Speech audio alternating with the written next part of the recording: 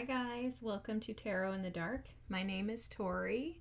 Tonight we're going to do a pick a card to close out this session of our Father Wound series, okay? If you haven't watched EP 1 and 2, I highly suggest that. This pick a card is just going to kind of close it up, and then we will pursue something else, whatever our ancestors and team decide to share with us. Okay, so as you prepare for this reading, I would anticipate that the energy is going to be heavy. I've actually been meditating on this, setting the intentions for this reading, expecting that you're going to hear exactly what you need. I've been doing this for a couple of days now, guys, so just again, brace yourselves. If you need to watch it in segments, maybe 10 minutes, come back another day, watch another 10 minutes. Whatever you feel is necessary for you, feel free to do so, but please do not try to rush the process, force or push yourself through healing. Just simply allow, as hard as that can be. That's the safest and most efficient way to get yourself to the other side of whatever it is that you're trying to accomplish, is by simply allowing. Okay, so let's dig in. I'm going to, you see I'm shuffling, obviously, right? I'm going to shuffle in just a moment, and I'm going to choose 3 piles. So for pile number 1, so just heads up, this reading is just going to be whatever comes out in regards to the father wound that's specific to you, okay? So this is going to be a message that you need to hear regarding the father wound, and it is, again, it's specific to you, so you can choose whichever pile you're drawn to. I will attune my sound bowl just so that we can kind of clear the energy, and as you meditate on the piles, just allow yourself to be trusted in this moment. Trust that you are going to be led to exactly what you need to hear, and exactly what you've been missing, what you've been avoiding possibly. Just trust that, exactly what I'm trusting, that you're going to get exactly what you need, and that it's going to present to you something that can support your healing journey, okay? So for pile number 1, okay, so pile number 1 is the acceptance card, and I will again tune the sound bowl. Pile number 2, what do they need to know regarding their father wound? For pile number 2, alchemy.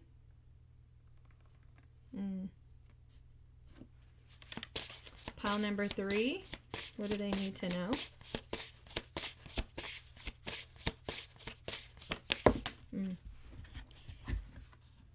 Trust. Yeah.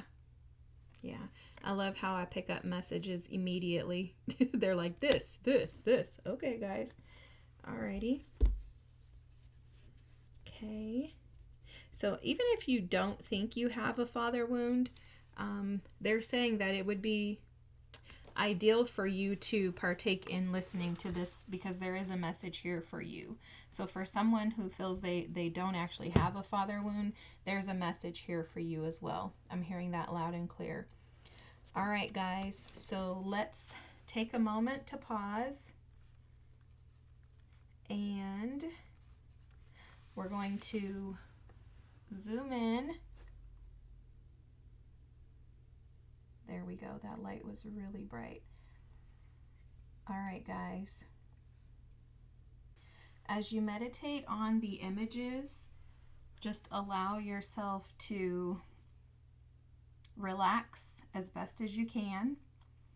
If you have headphones in, I would recommend turning them down. I'm going to tune the sound bowl, and then when we're done tuning the sound bowl, you'll have the choice to open your eyes if they're closed and select pile number 1, which is acceptance, pile number 2, which is alchemy, and pile number 3, which is trust. Okay?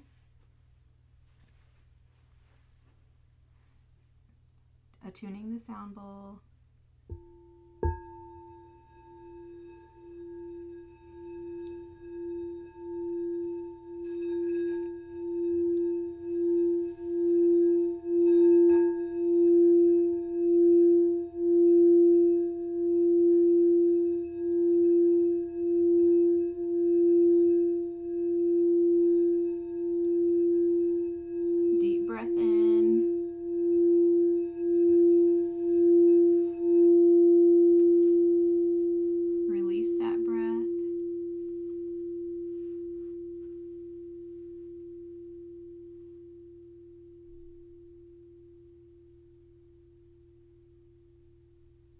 whenever you're ready, open your eyes and select your pile.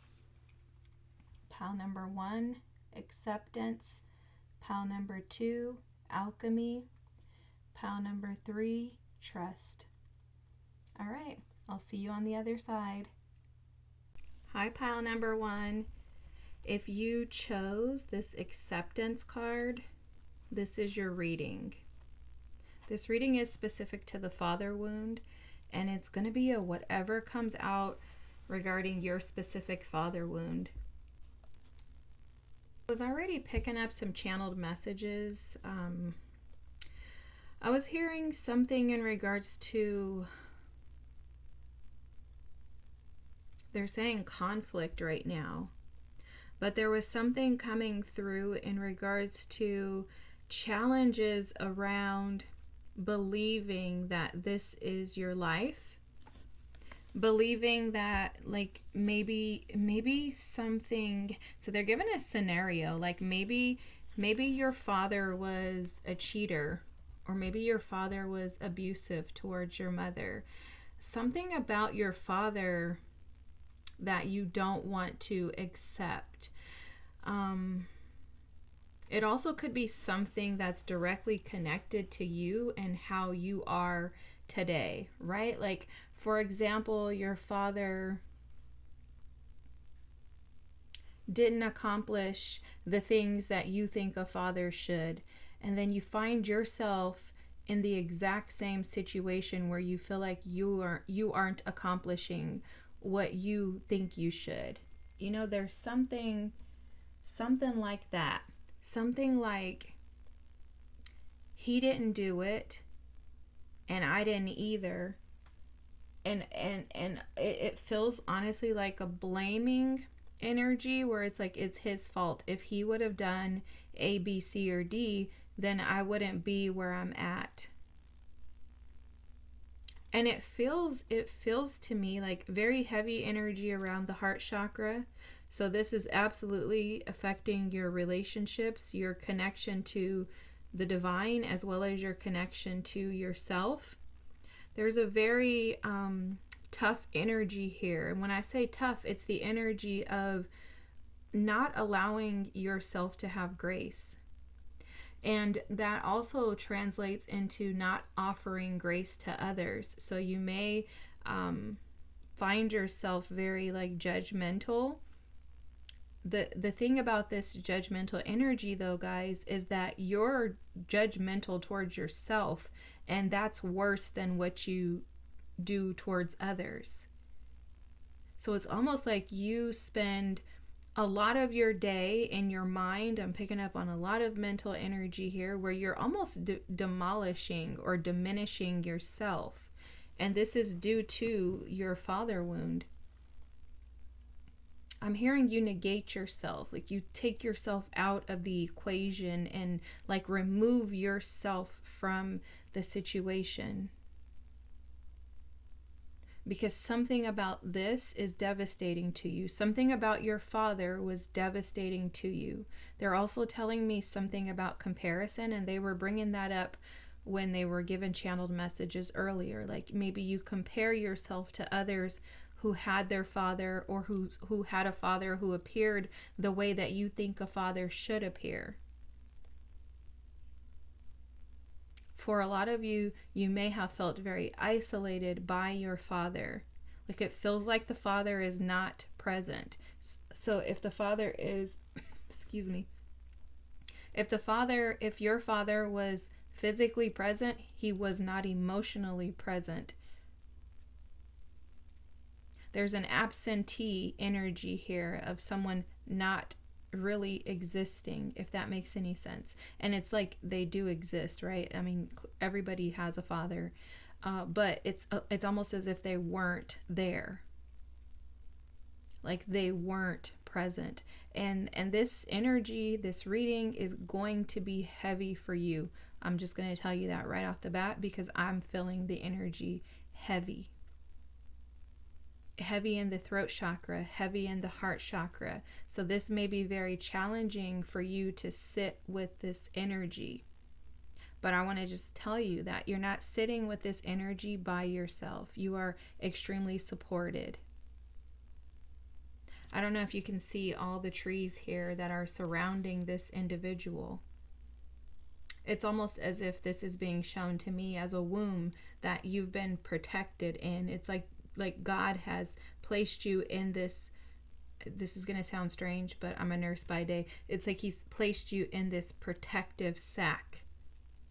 Maybe like sat you in a uterus or something. There's a safe haven. There's some place that you possess. It's like an energy of you that is highly protected. Your ancestors, guides, angels, the divine. You're highly protected, pile number 1.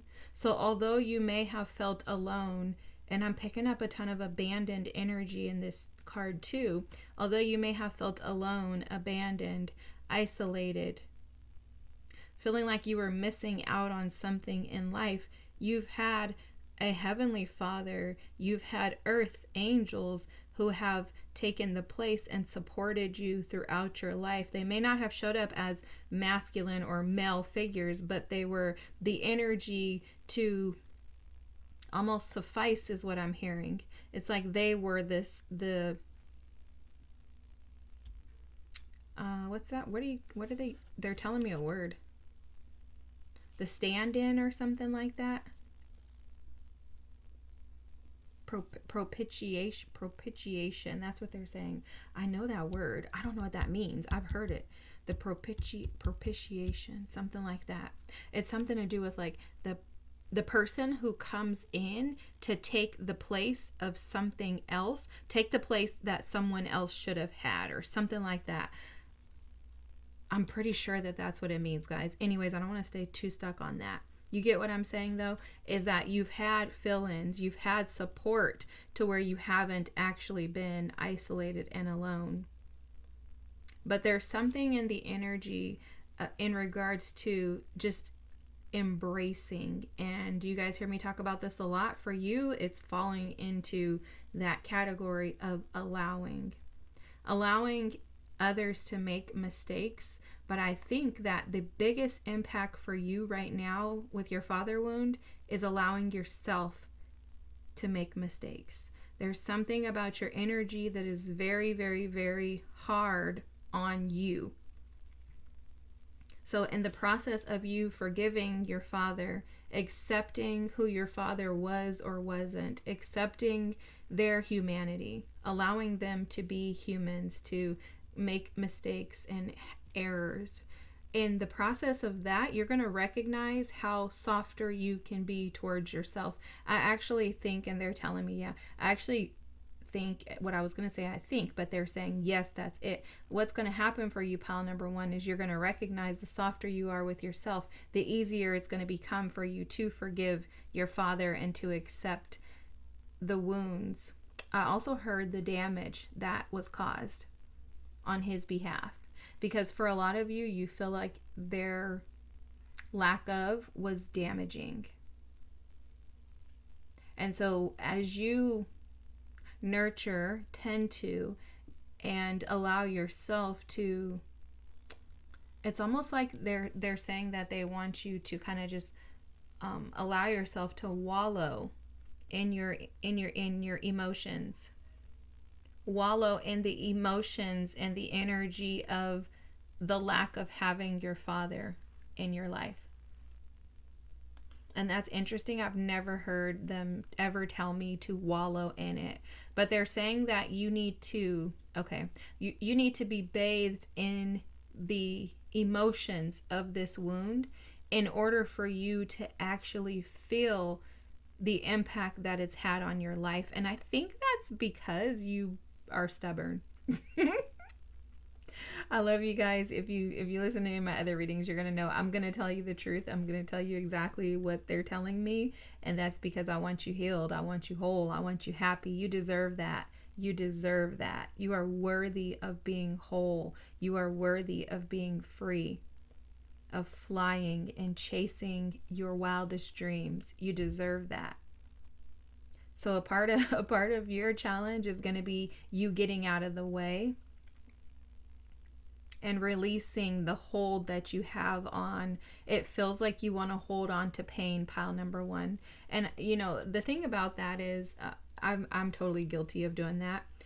The only reason why we want to hold on to pain is because we don't know what would happen without it. You imagine living your life, and I'm sure you understand this because I'm telling you this, right? So you must have this experience. Imagine your entire life having a mole on your face. And then you turn 40 and they're like, we have to remove that mole. And you're like, oh my God, like, what am I going to look like without this mole? I've had this thing my whole life. There's going to be some fear there because it's like, what am I even going to be me, right? So that's what happens when we've endured pain, trauma, and we have these wounds, is we become attached to them. They're almost like Velcro, attached and connected to our very existence. And for you in particular, I'm absolutely picking up on the energy of you having to suffer a lot in life at the hands of others and their errors. However, there's something very powerful in your energy when it's used for the right reasons. It is a very powerful, a very leader type energy. It feels like you are a leader of something or have the potential to lead some things, but it's just going to take you stepping into a more vulnerable state, and that's going to ask of you to release the attachment to the pain.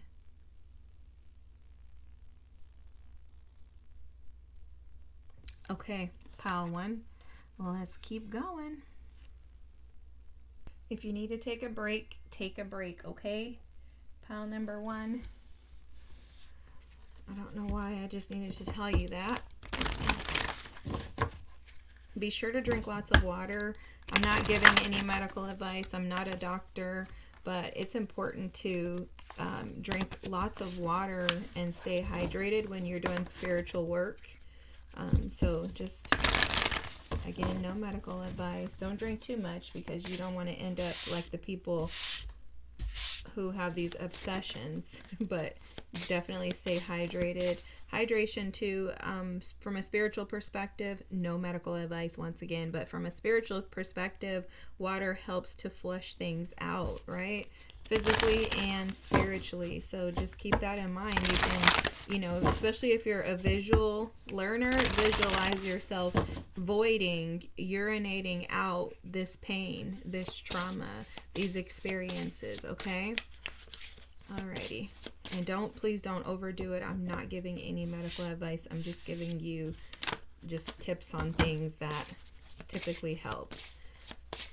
Alright. Movement for you is going to be significant as well. They're talking about how you probably have a lot of energy stuck and trapped in your body, in your physical body. Particularly, they're showing me the shoulders and the hips and the back of your neck. The back of your neck. So if you have tension there, if you feel tight, if you feel like you just can't loosen up in those areas, again, no medical advice given here. It's more than likely due to some type of tension connected to this pain. Okay. That's good. I love this. Onyx. Find protection and strength. Let courage guide your path. So this is beautiful.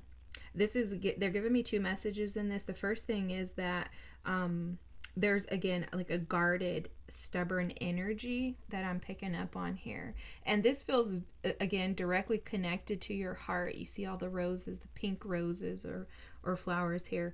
But they're showing how protected you've been and how that protection is your strength. But strength is only found when utilized appropriately. Okay, so how can I explain this? You know how if someone has like a black belt, I don't know if it's this way in other countries, but like in the United States, if someone has a black belt in like karate, they can't like just go around like doing random things, right? It's like their hands are considered a weapon because they've been trained to do things to people with those hands. And so they're showing this as you have this strength, like that's this amazing strength that you naturally have. It's a strength that is enduring is what I'm hearing. However, when it's misused, it leads you into a space of stagnancy, of being stuck and kind of trapped, and it leads you to this space where they're showing here where you may find yourself just wallowing and staying stuck. And they're saying that the reason why they said for you to wallow earlier is because, first of all, you may use that word, but the second part of it is that you wallow in it, but then you stay stuck and trapped instead of activating your strength. Okay, they're showing this very strange scenery, you guys. So they're showing you like in this water, and there's a button here, like it's like a switch, like a light switch underneath the water here, like over in the corner. And they're saying instead of you going over to flip this switch, which is activating your strength for the purposes of using it courageously to push you forward and out of the wallowing, you tend to utilize your strength by staying trapped in it. So it's they're sometimes this stuff is hard to explain. I'm so sorry. And Mercury's retrograde, and my Mercury is in Pisces and it's retrograde. It's a lot going on. Anyways, so for you, your strength is powerful, but it can also be it's like this: either you take this strength and you go right with it, which is going to benefit your path, and that's how your strength operates as courage, or you're using your strength to the left, which is allowing you to wallow and stay trapped in the pain.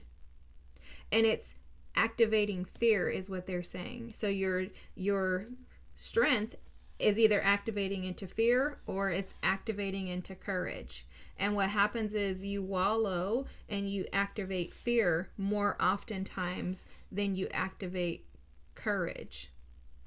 And so they're saying that if you recognized your strength for what it truly is, you would recognize that this father wound will trigger you in a sense that it's gonna trigger you to basically where you're gonna start to feel inadequate. Okay, so whenever you feel inadequate, whenever you feel unworthy, undeserving, whenever you feel unsafe, that's your father wound triggering you. So for example, if you it could be something like you're out and about at the shopping mall and some man walks by you and you get nervous, right? You feel unsafe. Now, oh my God, I'm catastrophizing because what am I going to do? I'm not safe. It could be something like that. But really what they're showing me is that this shows up in life situations. Basic things they're saying. Maslow's hierarchy of needs is what they're showing me. So the very bottom foundation is food, water, and shelter. So for some of you, this is activated when it comes to a place to live, food, having food on the table, having transportation, and having your basic needs met. Now for some of you, those basic needs could be lots of different things, right? Like maybe you need specific clothing to wear to work. Maybe you need stuff for your kids. Maybe you need something specific because you have a child that's diabetic or you're diabetic, right? Something like that. Whatever your basic needs are, they get triggered by this father wound whenever you feel unsafe. And so they're saying that a part of acceptance is allowing what you have control over to just be what it is. And when you have control doing what you can. Okay, so they're given like examples of when you have control versus when you don't. So for example, if we're talking about Maslow's hierarchy of needs, your basic needs being met, which this also, guys, just heads up, is your root chakra. Okay, your root chakra is where you feel grounded, where you feel stable, and where you feel safe and secure. When you're not grounded in your root chakra, or you don't have Maslow's hierarchy of needs, that lower tier, you are going to have fear, anxiety, you're going to feel unstable, and you're going to almost want to crash out. Like whenever something happens, it's like, oh my God, what am I going to do? Like, I just can't. It's that energy, because this is like, let me just say this. This is normal. You're a normal human being if this happens to you, okay? I think that a lot of the times when we talk about healing, especially like, I know I'm just saying stuff very blunt and straightforward, and that's just because that's the type of reader that I am. That's how the messages get delivered to me, and then I just kind of convey them in that same way to you all, because I want to make sure that you guys get what you need. So when you're triggered,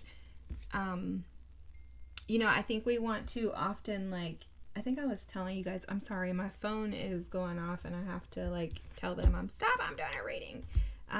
But I think I was talking about how when we talk about healing, we get overwhelmed by things coming at us that we don't want to necessarily look at. I mean, let's be honest, nobody wants to like really like look at these things, guys.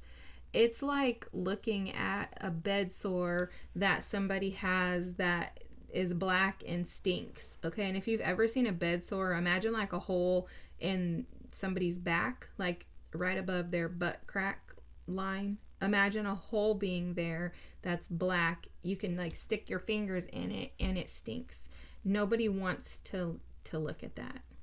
Okay, so these wounds, these traumatic experiences and events for us, none of us want to look at them. None of us. Not even me, contrary to popular demands or beliefs. It's just not something that we want to look at. But I think what we tend to do that makes it worse is that we tend to kind of catastrophize it and exaggerate it and take it into the space of fear, rather than moving it into the space of courage, to where we're able to actually say, okay, this is present. This is something that I need to deal with so that I can become whole, so that I can become healthy. Because just like earlier, Spirit was explaining that there's maybe some tension in your body, your physical body, your shoulders, your neck, your hips. That's because you're carrying weight that's not yours. You're carrying something thinking that it's making you strong or making you appear to be strong, but it's not actually yours. So if we would avoid making healing negative, or even looking in the mirror negative, then it just makes the journey a lot easier. And there's always an option of choosing fear or choosing courage. And for you in particularly, Spirit is speaking very clearly that a part of your acceptance is going to require that you have courage. It's going to require that you push beyond the limitations of fear and expand your mindset, your vision. They're showing me an eagle. So imagine seeing things from a higher perspective, understanding that there are certain things that are not yours. I think they were taking me back here. Thank you, team, so much, because I totally like paused the video and went to take care of something and came back and kind of lost my thought in regards to this. But we were talking about control and how and courage, right? Now they're giving me a ton of stuff at once, guys, but a part of it is courage. So control, if you have control over something, then yes, you can operate in that. And guys, please forgive me, I'm so sorry, because I'm usually not like disconnected or detached if I have to do something. But anyhow, the things that you have control over, they're saying like allow that to be. Okay, so this is what they were telling this scenario earlier with the say for example you need money for groceries and you're like, I have no idea how I'm gonna get this, like I work, I'm doing everything that I can. Okay, so if you're doing everything that you can, then you don't have any control over it, then relinquish that and trust that the divine will provide. Trust that that money is going to show up out of the blue from somewhere. And it's easier said than done. Trust me, I know. Right? It's easier to just be like, oh, yeah, it's going to come.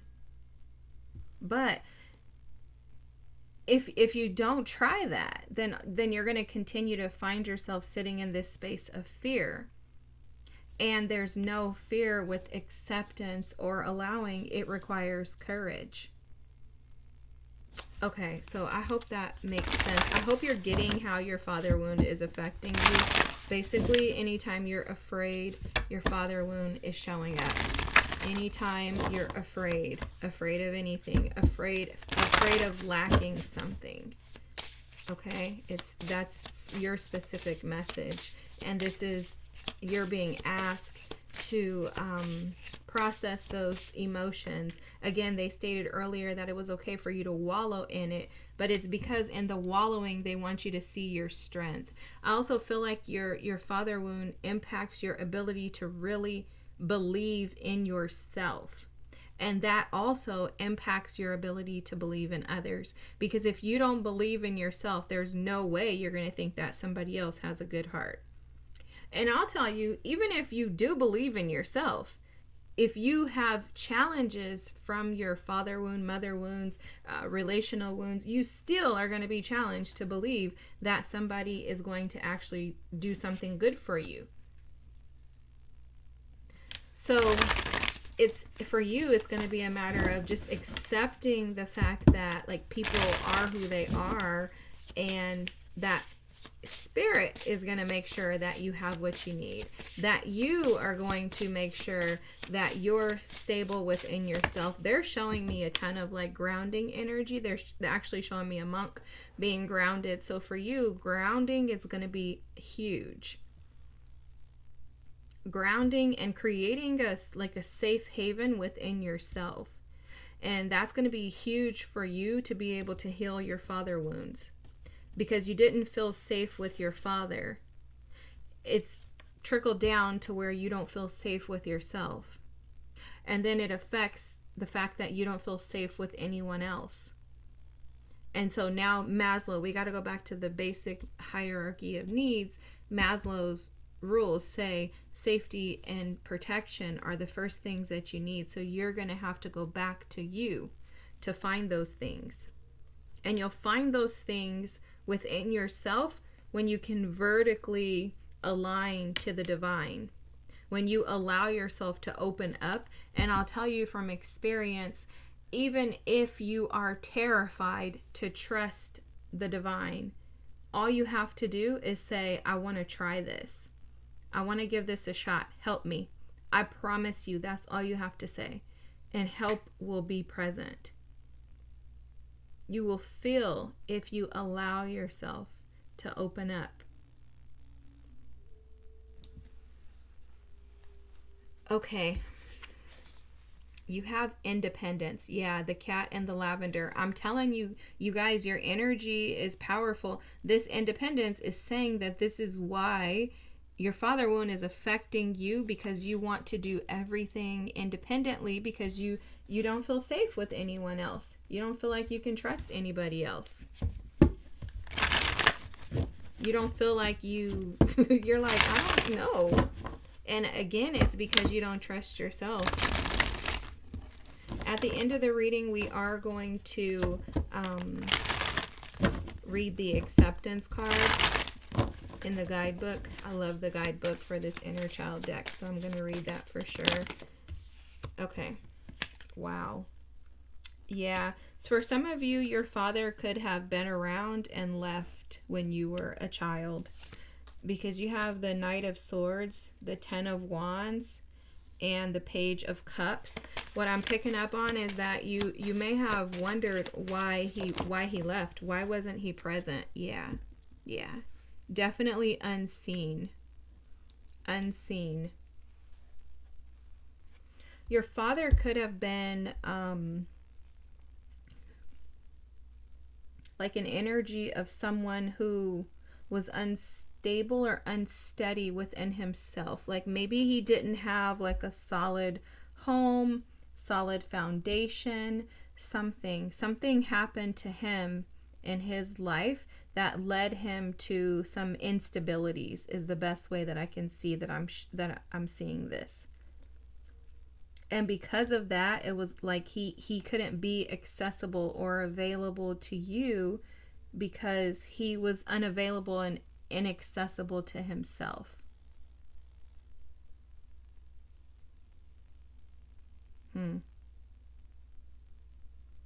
And for most of you, your father, okay, so in I think it's EP2, they showed me this teeter-totter, and that's coming up in your energy to where when you have a father wound, what happens is you tend to, without realizing it, all of the things that your father didn't do, the child tends to kind of take those on, and then oftentimes we become what we don't want to become or what we don't like. And so it's almost like you have taken on the burden of your father's inability to be stable. So your father had there was something unstable about him. It could have been mentally with the moon here. But he also could have been someone who just like did whatever without thinking about it with the Knight of Swords here. Could have told you things and then never followed through on them. Whatever he did, the burden was essentially kind of dumped on you, is how this feels. And from a child up, you've carried this. You've carried the burden and the wound of the responsibility that your father should have had. So you've taken on the responsibility as if you are the responsible one. If your father was present, your father could have treated you like the parent instead of them being the parent. Maybe your father, if they were present, they relied on you heavily. And you could have taken on this idea that I'm not going to turn out like him, or because he didn't do this, I'm going to make sure that I have everything that I need and don't have to ask anybody for anything. This is that independence energy. I'm going to get it by myself because I don't want to have to rely on anyone, because every time I do, it gets dumped on me and becomes my burden rather than that person carrying it. Right? It's like you feel responsible for everything, which is where the control comes in. It's also where this, I want to call it a false sense of strength comes in. And it's also where you have established an independence that keeps you isolated from others due to fear of not being safe with them. And again, this starts because you don't feel safe with yourself. And this is all rooted, it's rooted in your father wound. It's almost like the confusion in the reading of like me stepping away and then coming back and like, it seems like that's like a part of this, is where you're like, why am I feeling this way when he didn't do what he was supposed to do? Like I have done nothing but been born. This man didn't do what he was supposed to do. Why am I carrying all of this? And it's because you've found your protection and false sense of strength in your ability to attempt to outdo him, per se. It's almost like your determination is to ensure that you prove, and it's without knowing, guys. Like this is not something that you know. Probably not something that you've ever thought of, but it's almost like you have this idea of you're going to prove that you don't need anyone to do anything for you. You can do it by yourself. And it's all because of fear. The moon is representative of fear. These are subconscious wounds, energies that are trapped in your body. That's why they're telling you that. That makes perfect sense, guys. They're telling you to wallow in the emotions. Because if you feel them, you will begin to see how intense this has been on your body, your mind, and your spirit for your life. Like your whole life, this has been wearing on you and you didn't know. But now you do. Now you do. And that's why this card is here. I love this, guys. I love this because this is the message for you, is that there's hope here. There's transformation that's taking place. The transformation that's taking place is in the way that you show up for yourself. This blue here is representative of the throat chakra, and that's all about the way that you express yourself. How do you show up? When you walk out the front door, how do you present yourself? And what's happening within you, which is why you're watching this reading, this is why you're going to take this acceptance energy on and embrace it, allowing yourself to wallow in the energy so that you can find the strength to go over and flip the switch, which as soon as you turn the switch on, everything is illuminated and you can step out of the water. You know what they're telling me? They're telling me that Bible story about the man who wallowed on the side of the pool. He laid on the side of the pool for I think 40 years. And he watched everybody else get in the pool. And this pool was like a healing pool. So if you wanted to heal, all you had to do was get in the water. And they're saying that that was you. You have been that man for however old you are. You've been that man laying on the side of the pool, watching everyone else be healed until now. Until now, because now you're about to get your butt in that pool. And when you get in that pool, you're going to wallow in it. And that pool, the emotions, the feelings, they are going to cleanse you, purge you, and heal you from this wound. They're going to assist and support you. They're going to illuminate your true strengths, and they're going to diminish the false strengths. And you're going to find yourself more courageous, more bold, and more hopeful than ever before. And it's going to be because you are grounded, rooted, and stable. You are safe within yourself. And from that point on, there's going to come an acceptance of the fact that, hey, I actually don't need him to do anything for me. Not because I'm pissed off, but because I can provide this to myself. And it feels really good to be strong enough to be able to do that. You know, the interesting thing is, and I have this deck here, is this blessing deck. And they told me specifically for pile number 1 to pull this blessing deck. And so there's a blessing that's on its way to you through this acceptance. Through the flipping of the switch, turning the light on. The allowing yourself to sit in this energy, to heal these emotions, these wounds around your father. There's a blessing here. And the blessing for you is, wow, this is awesome, guys, is a blessing for the right words. There's something that you will speak. So maybe this is a writing of a poem, writing a letter, or even speaking to your father if he's still alive and you're able to do so. There's something about expressing yourself in order to heal. This may also be the way that you speak to yourself, the right words to communicate with yourself and others, to bring about healing, to nourish others, to revive your passions. I heard relive your passions. Okay, that works. But there's something in your words, the words that you speak, that want to transform, that are trying to shift out of the old and into the new. There's also, I gotta look this up, guys. Oh my gosh. Okay, that's why they were telling me. This number 8 is representative of the strength card in tarot. The 8 is the strength card. There's something about the strength to be able to communicate effectively.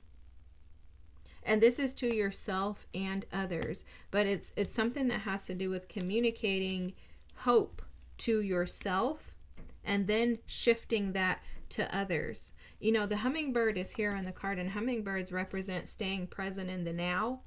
They also represent finding joy in the moments. And so there's something for you in regards to the way that you speak to yourself. The right words are going to begin to come out of your mouth in order for you to be able to find joy in the now and stay present in the moment. And you know what? This is perfect for you. I'm going to tell you why. Guys, you know, when they were talking about the fear over here and the courage over here, what happens is when we speak to ourselves or others negatively, we operate from this space of fear. But when we speak the right words, when we speak blessings and not curses to ourselves, when we affirm ourselves, when we validate ourselves, when we secure ourselves, finding that safety and security within our words, we are operating from courage. It's much easier to just flip over here on the fear side than it is to operate from this space of courage.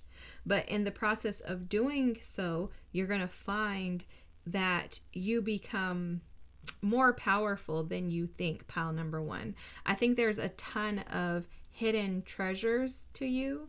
It's an energy of there's more than meets the eye, but I don't think that you've met it yourself, because I think you've been running from it, and part of that is this father wound.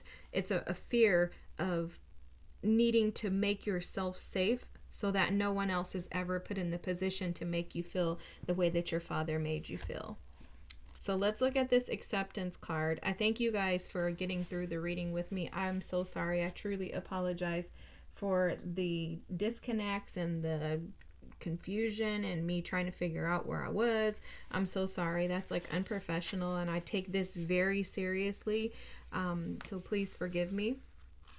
All right, so I'm not going to read the entire acceptance card or this energy here. I will flip the page and let you take a picture. I will read the invitation, okay?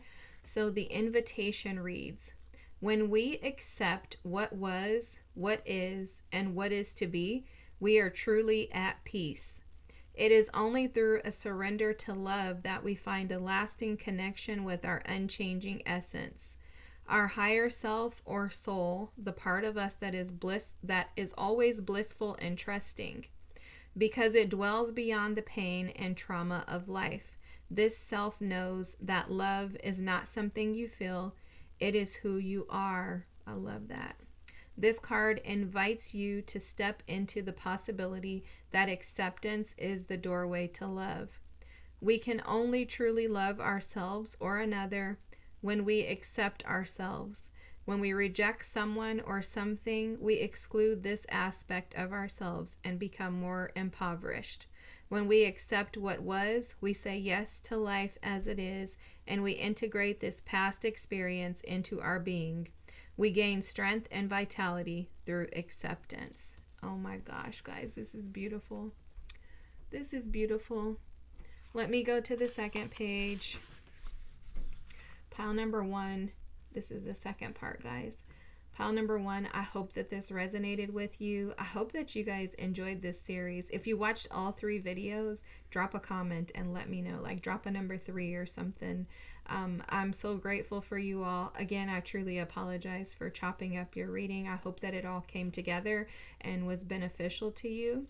I love you. I thank you for watching. If you haven't subscribed or liked the video, feel free to do so. I'd appreciate it. It really helps me out a lot, and it helps others to be able to find the channel so that they too can be healed and free and learn how to accept just like you. I don't think that you really understand what's on the other side of this for you, but I will tell you that it's an energy that you are going to absolutely enjoy because it's full of bliss, guys. Let me tell you, it's full of bliss. Alrighty, have a great night. Thanks for watching. Bye. I'll see you next time. Hi, pile number 2. If you chose the alchemy card with the number 8, this is your specific father wound message. Okay, so first off, you are highly intuitive, empathic, and aware. Okay, you may be a tarot reader yourself, or you operate in some type of spiritual practice. I'm seeing like a podcast, I'm seeing Reiki healing, energy healing, I'm hearing somatic energy healer. There's something that you do that acts or operates as a healer. Now, you may not actually be operating in this yet because you have an energy of stagnancy, okay? Immediately, they were channeling messages to me telling me that pile number 2 has a tendency to desire perfectionism, and this stems from your father wound. The opportunity to be validated for you shows up by you feeling like you've done the right thing, like you've done this right, you've done that right. You went to work and you performed according to the rules and regulations. It's the energy of desiring validation and acceptance by means of working, okay? Showing up. Doing something is basically what it is. That's the easiest way to put how they're explaining this to me. Guys, I'm not reading the card, just heads up. I'm just giving you the channeled messages that they were giving me in preparation for your reading. I was going to say in preparation for your visit. So some of you may have a father wound from a father who's transitioned. Maybe this father was at a distance from you. You could have lived in different cities, states, or just maybe didn't actually know them. Like maybe you knew of them, but you didn't know them. Because it's almost like this is an invitation for you, is how they're showing this to me. And I'm sorry if this is triggering, guys. Please, I explain this to pile number 1. The energies are heavy. Your energy feels a little lighter than pile number 1, if I can be honest, but it still feels heavy. I mean, anything dealing with our parental wounds is going to be heavy energy. So I just ask that you just take care of yourself, give yourself grace if you need to step away, if you need to take a break, if you need to come back and watch this in pieces, 5 minutes here, 5 minutes there. Whatever you feel is appropriate for you, please just allow yourself the space that you need to be able to work through this energy. Another recommendation that I gave is to maybe watch these videos and let them sit and resonate like in your energy for 4 to 8 weeks. Like, these are heavy readings. So if you've watched any of the 2 previous father wound readings, there's EP1 and EP2. This will be EP3, which will be the pick a card. If you've watched any of those, allow the energy to resonate and sit with you.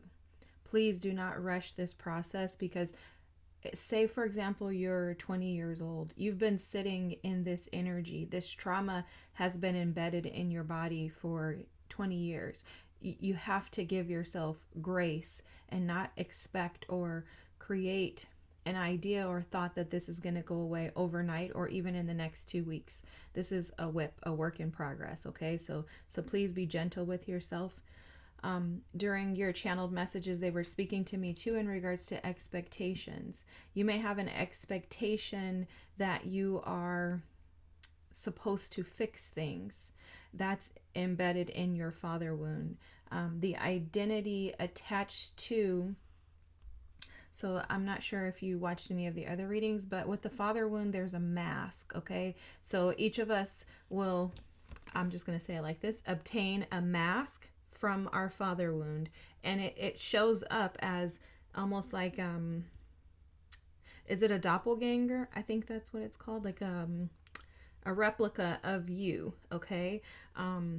Like, Beyonce and then Sasha Fierce. So you'll have an image, a mask that you wear throughout your life that is attached to your father wound. And so essentially in these series, the goal is to remove the mask, to uncover the mask. And how I like to explain it is when you pull a plant out of the soil, all of the roots are exposed, right? If you get rid of all the compacted, stuffed in soil that's compacted and basically strangulating the roots, when you start to loosen up those roots, you'll recognize that there's so many opportunities for growth.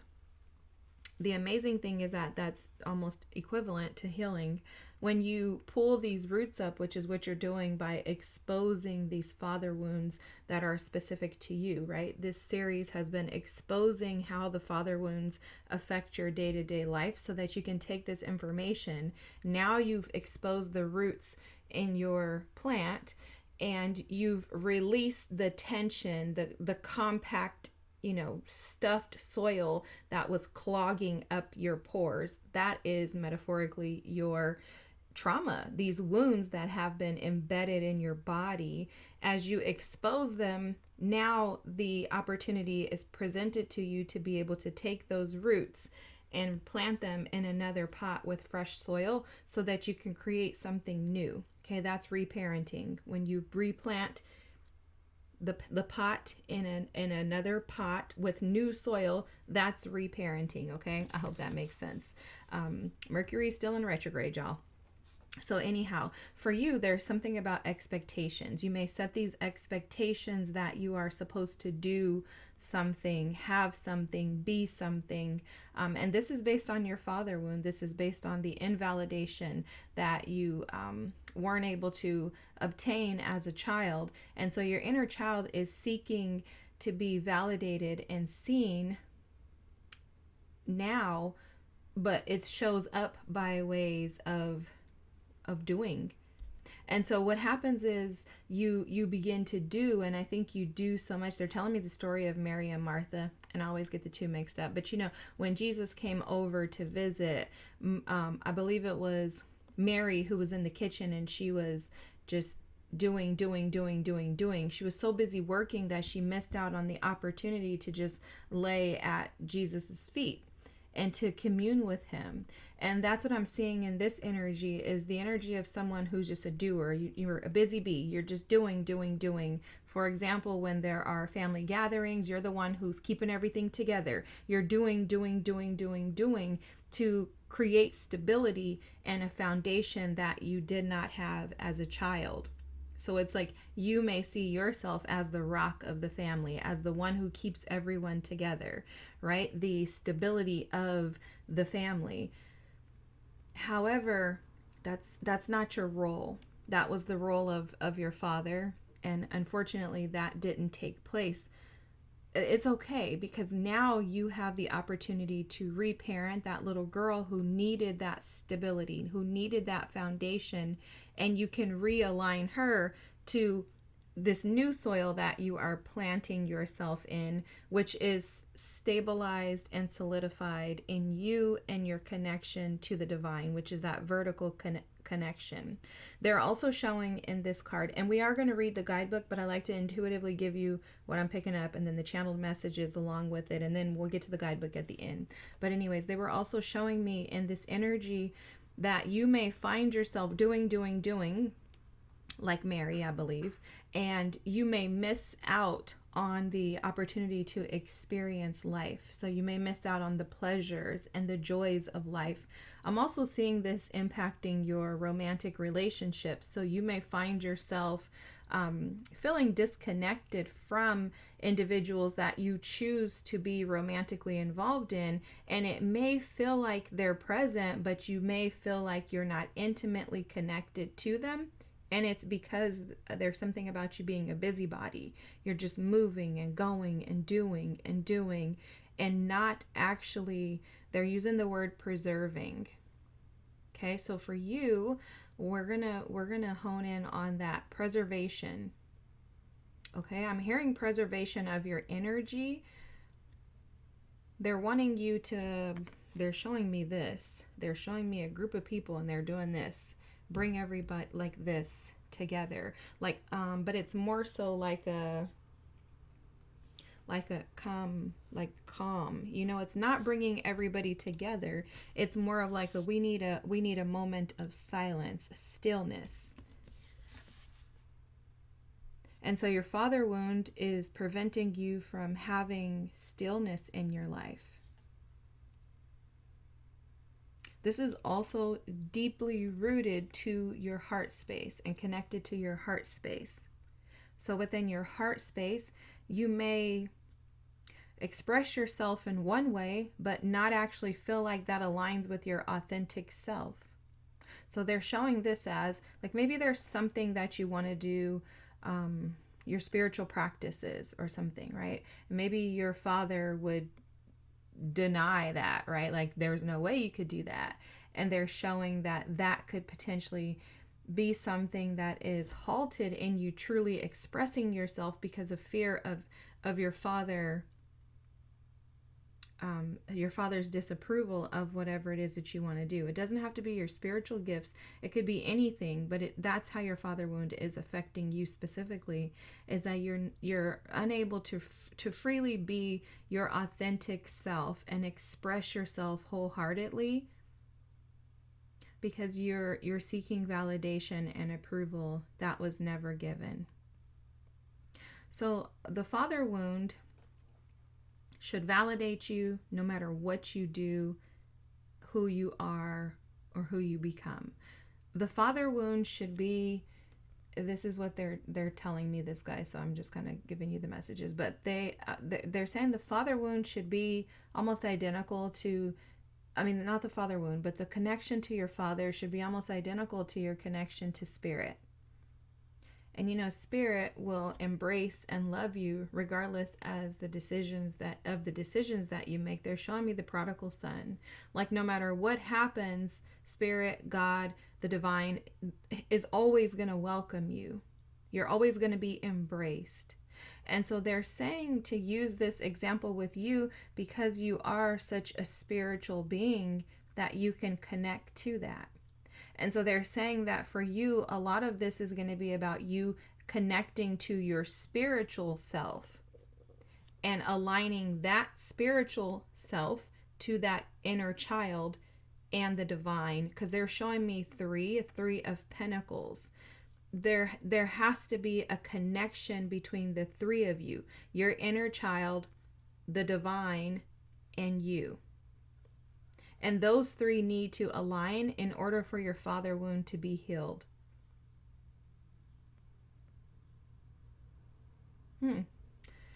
That's awesome. Because it's literally like they're like God, your ancestors, your angelic host, your guides, they're like sending you downloads. Like they're sending you information on how to heal this father wound. But because you're busy, boop, boop, boop, boop, boop, there's no stillness for the messages to be downloaded. Okay, so I don't know if you know who Mooji is. I call him Mooji, Mooji, but you may want to look him up. You can find him on YouTube or any... I have this other app that I actually like meditate every day, and let me tell you the name of it. I think it's called Insight. Yeah, Insight Timer. It might just be called Insight. No, it's called Insight Timer. Anyways, it's like you can pay like annually or whatever or monthly, but it's phenomenal, and there are so many different spiritual guides and teachers there that can support you in learning how to meditate. But meditation is going to be key for you in order to be able to still your mind and still your heart. Because for you, this is going to be about you aligning your heart to your spiritual self versus aligning your heart to your mind. It's almost like you're going to have to imagine your mind's over here and your heart's over here and your spirit man is in the middle. So for you, the work is going to be learning how to shut your mind over here, how to shut your mind out. It's not shutting it up. It's just shutting it like off, essentially, right? It's like, okay, I need you to just be quiet. Like, shoo, fly, so that your heart can take over.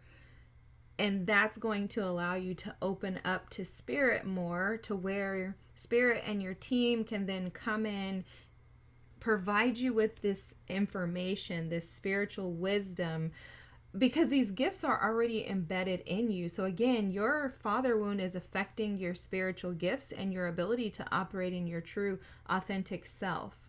And so the less thinking you do and the more feeling you do, which is why they're saying the heart, the more feeling you do, you're going to begin to receive downloads and information that will assist and support you, because they're showing that your spirit man in the middle here, what happens is it hears all of this, it's taken all this information, and imagine being flooded by your mind, which I'm sure you can understand this if you're listening to this, right? Which I totally get this. I can relate and resonate with all of this. So your mind is just being flooded constantly with all of this information, and your thoughts, your ideas, you're probably catastrophizing in there. I'm picking up on some of that. Just overwhelmed with doing. It's like it doesn't have any space. They're showing me like a portal, like a swimming pool. If you go to a water park and they have the slides, imagine that slide as like a portal. Your portal is being highly impacted by your thoughts. And the thoughts are not always positive. I'd say most of the time they're not positive. And it's because you feel this lack from your heart seeking more. Wow, this is powerful. This is amazing, guys. I mean, you are loved, okay? Let me tell you, you are loved. So your heart is desiring, that inner child within you is desiring to thrive, to flourish. You could say, your higher self is calling you to expand and to grow into more. But your heart is almost like stuck. Imagine your heart trying to beat, and then there's like a covering over it, right? And it's like this underneath. It's like, I'm trying, but it can't really get out. And that's because of this father wound, where your heart is like desiring to escape.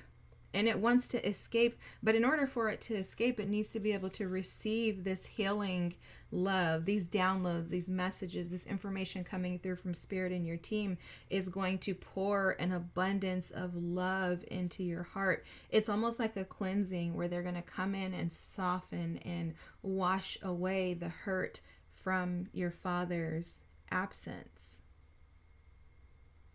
But in order to do so, your mind is going to have to be shut off.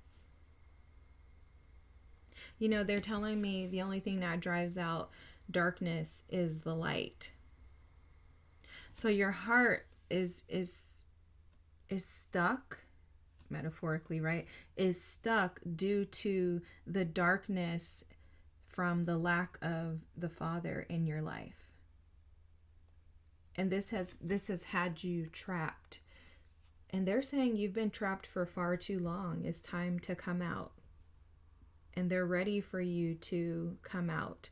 For a lot of you, this father wound has also affected your sleep without you even knowing. So if you have a lot of restlessness, sleepless nights, they're saying that is often attributed for you specifically. Remember, this is specific to you. Nobody else, unless they're listening to this pile. This is specific to those listening to pile number 2.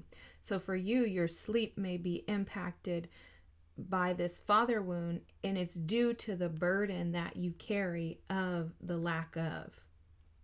Okay, guys? Wow. Whew. I hope this makes sense. So let's put that there. All right.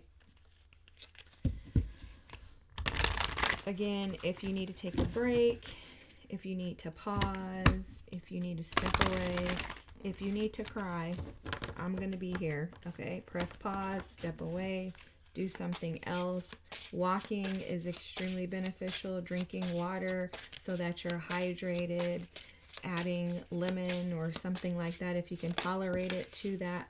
Anything that you can do to support your physical body, that's going to assist and support with this purging of this father wound that has kept you, entangled. Wow. My gosh, guys. Whew. So let me show you this first. this challenges card here at the bottom of the deck, this is like the monsters in the closet, okay? For you, the monsters in the closet. The monster in the closet is this wound. I think for most of you, if not all of you, you've been avoiding this topic in particular because maybe this one is a little harder to swallow than your mother wound. So this is my opinion, I'll stick by it until the day I die. I believe that every human being walking this earth has a mother and a father wound. The reason being is that I've never met a perfect parent. I've never met a perfect mother. I've never met a perfect father. I mean, I just haven't seen it. I've seen some great parents, but I've never seen a parent like come in and nurture their children, validate them, and know exactly how to give them what they need to avoid them having a parent wound. So it's a benefit because, and I'll tell you why, because first of all, our parents shape us. I actually heard someone say recently, she's like an empath coach, and I don't remember her name, but some of you guys may need to know. So let me tell you, she talked about, it's 444 on the clock, guys, just heads up. So I told you were divinely protected. She talked about how for empaths, like how, not for just for empaths, but empaths in general. She always talks about, us dealing with energies and stuff like that. But she said empaths, like basically that your parents are a portal. And I was like, you know what? I have to actually like agree with that. And that's how this is showing up for you, is that, your parents have been a portal for you. They've been a portal for you, your father in particular, a portal into strife, chaos, conflict, and challenges that I think you have not wanted to face head on. But this portal for you is going to take you into your dream life. It's going to take you into your destiny, and it's going to get you exactly where you've always desired to be. So the benefit is that yes, this is challenging now. However, your wounds, when you face them, you pull those roots out of that old soil so that they can be exposed. You untangle all of the gunk and the stuck energy, the trapped energy. And then once you loosen that soil up, you can make way to replant and create a new life, a new experience. And that's exactly what you're going to do. You're going to receive this information and you're going to learn how to alchemize it through being unstuck or getting unstuck. Because what happens with you is you get stuck due to feeling like you're incapable of completing things, and it's because you just jump into something else. Like you just keep doing, or you're just doing the same thing over and over and over again. But it's because your mind is taking up too much space and there's not enough room for your heart to actually be able to be activated. So the monster in the closet is the fact that you're looking at this wound, and looking at this wound alone is heartbreaking for you. For someone, your mother wound was a lot easier for you to look at, and it may have been due to, I don't know why I'm picking up like a detached relationship with her too, but it feels like maybe you like knew her or something. I don't know. It's just what I'm picking up on. So it's like you had some familiarity with her, but maybe your father, you just knew nothing of him, right? And that could absolutely fall into this energy where you're like, oh my God, I'm detached because I don't even know the existence of this person. Maybe you got a glimpse of like your mother's personality or something like that. Maybe you were privy to it, but either way, the father wound is specifically impacting you by keeping you stuck. Okay, so look at this card. It's called the Force. It's an 8 energy. There should be movement anytime there's an energy of 8. The 8 energy is the energy of work. It's the energy of forward movement, of progress, okay? The Strength card too. You may have Leo in your chart. That's a possibility for sure, because I'm picking up on like a little bit of like stubborn, like, no, I'm just going to do this so I don't have to look at this, which that could be any sign. But anyways, you could have Leo in your chart with this Strength energy here. But the Force is saying that you could have explosive energy in your brain. And then that's very interesting too, how it's almost like the throat chakra is like transparent, I guess is the word. Like it's transparent, but it's like it's inactive. I'm not seeing any like movement in it. That's interesting. I've never seen this card before, guys. There's no guidebook for this, I don't think. I don't know. I try not to read guidebooks unless I have to. I like to intuitively pick up what they're telling me. But it's like you have this whole other world going on in your mind, and this force is so strong. So this is how your father wound is affecting you. It's affecting your mind, your mental space. For some of you, you could have been diagnosed with a mental, health disorder, some bipolar, schizophrenia, something like that is coming through. Depression, anxiety. I mean, most people have those things, so nothing wrong with that. But this could be being impacted by this father wound, to where the father wound could exaggerate it, right? Like maybe when you feel challenged. So typically the father wound would affect our safety, our ability to feel safe within ourselves. So maybe when you feel unsafe, when you they're telling me this interesting scenario. So you know how they were showing me earlier how maybe at like family events you get together with your family and you're the one that's doing working all the time, and you don't actually get to sit down and like enjoy and embrace the moment to where you can allow your heart to actually be used, right? You could be avoidant in those opportunities due to the father wound, and it's because you overthink things.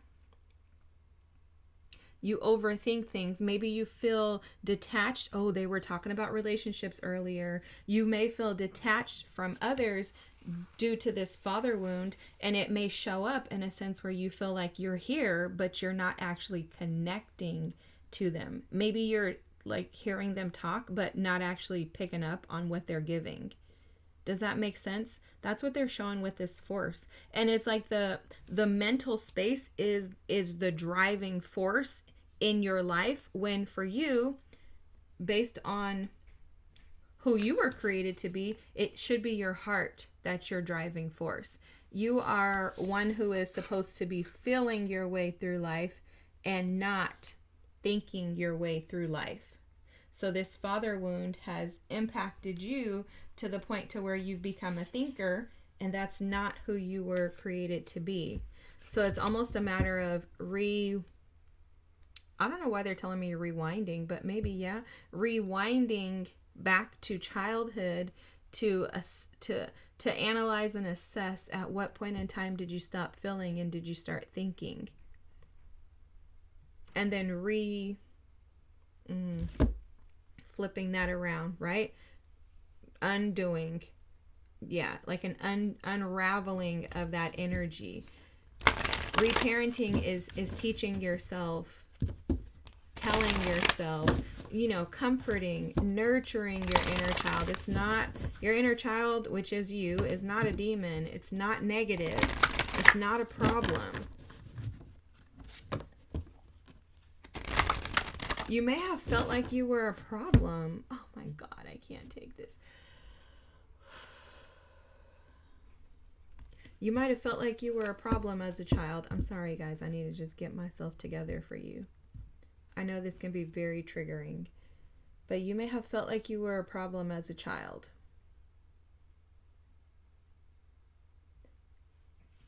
Unwanted, undesirable, something like that. And thinking could have been your way of escaping. You may have escaped the pain of the absent parents, or the challenges with your parents. Someone's parent could have been an alcoholic, drug addict, something like that, coming through, a substance abuser, something like that.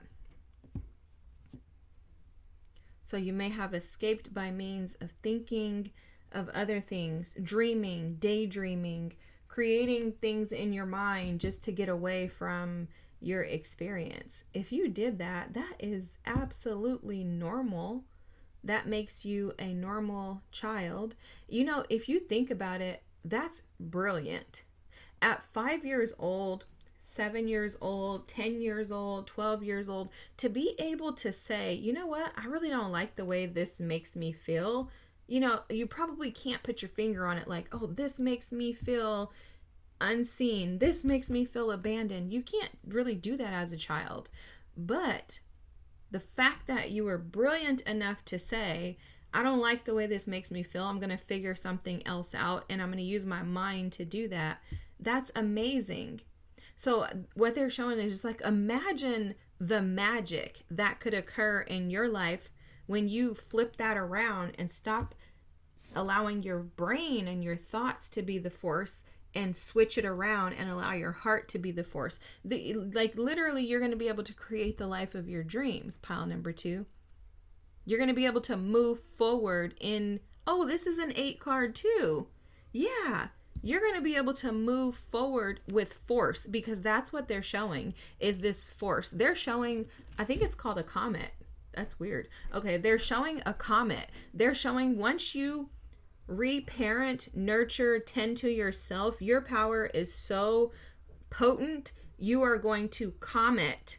I think comets move fast too. It's like an astro blaster or something like that. I think that's from Disneyland. But anyways, guys, they're showing this like blast, a comet shooting through. So you're going to be able to alchemize this energy swiftly, and you're going to be able to move forward effortlessly once you get out of your head. Oh my gosh, this is powerful. I love this. Okay. Let's keep going. Wow, pile number 2. You are a force. And I don't think you recognize that. I think you've been downgrading yourself because of some type of, I'm hearing humility. You may be challenged with thinking that you are, unique or special, or that there's something about you that deserves this abundance and this life that you truly desire. I also believe that you have to work really hard in order to get the things that you desire in life. You may think that if you don't work hard and force, like push something, then nothing's going to come your way. That's going to shift for you.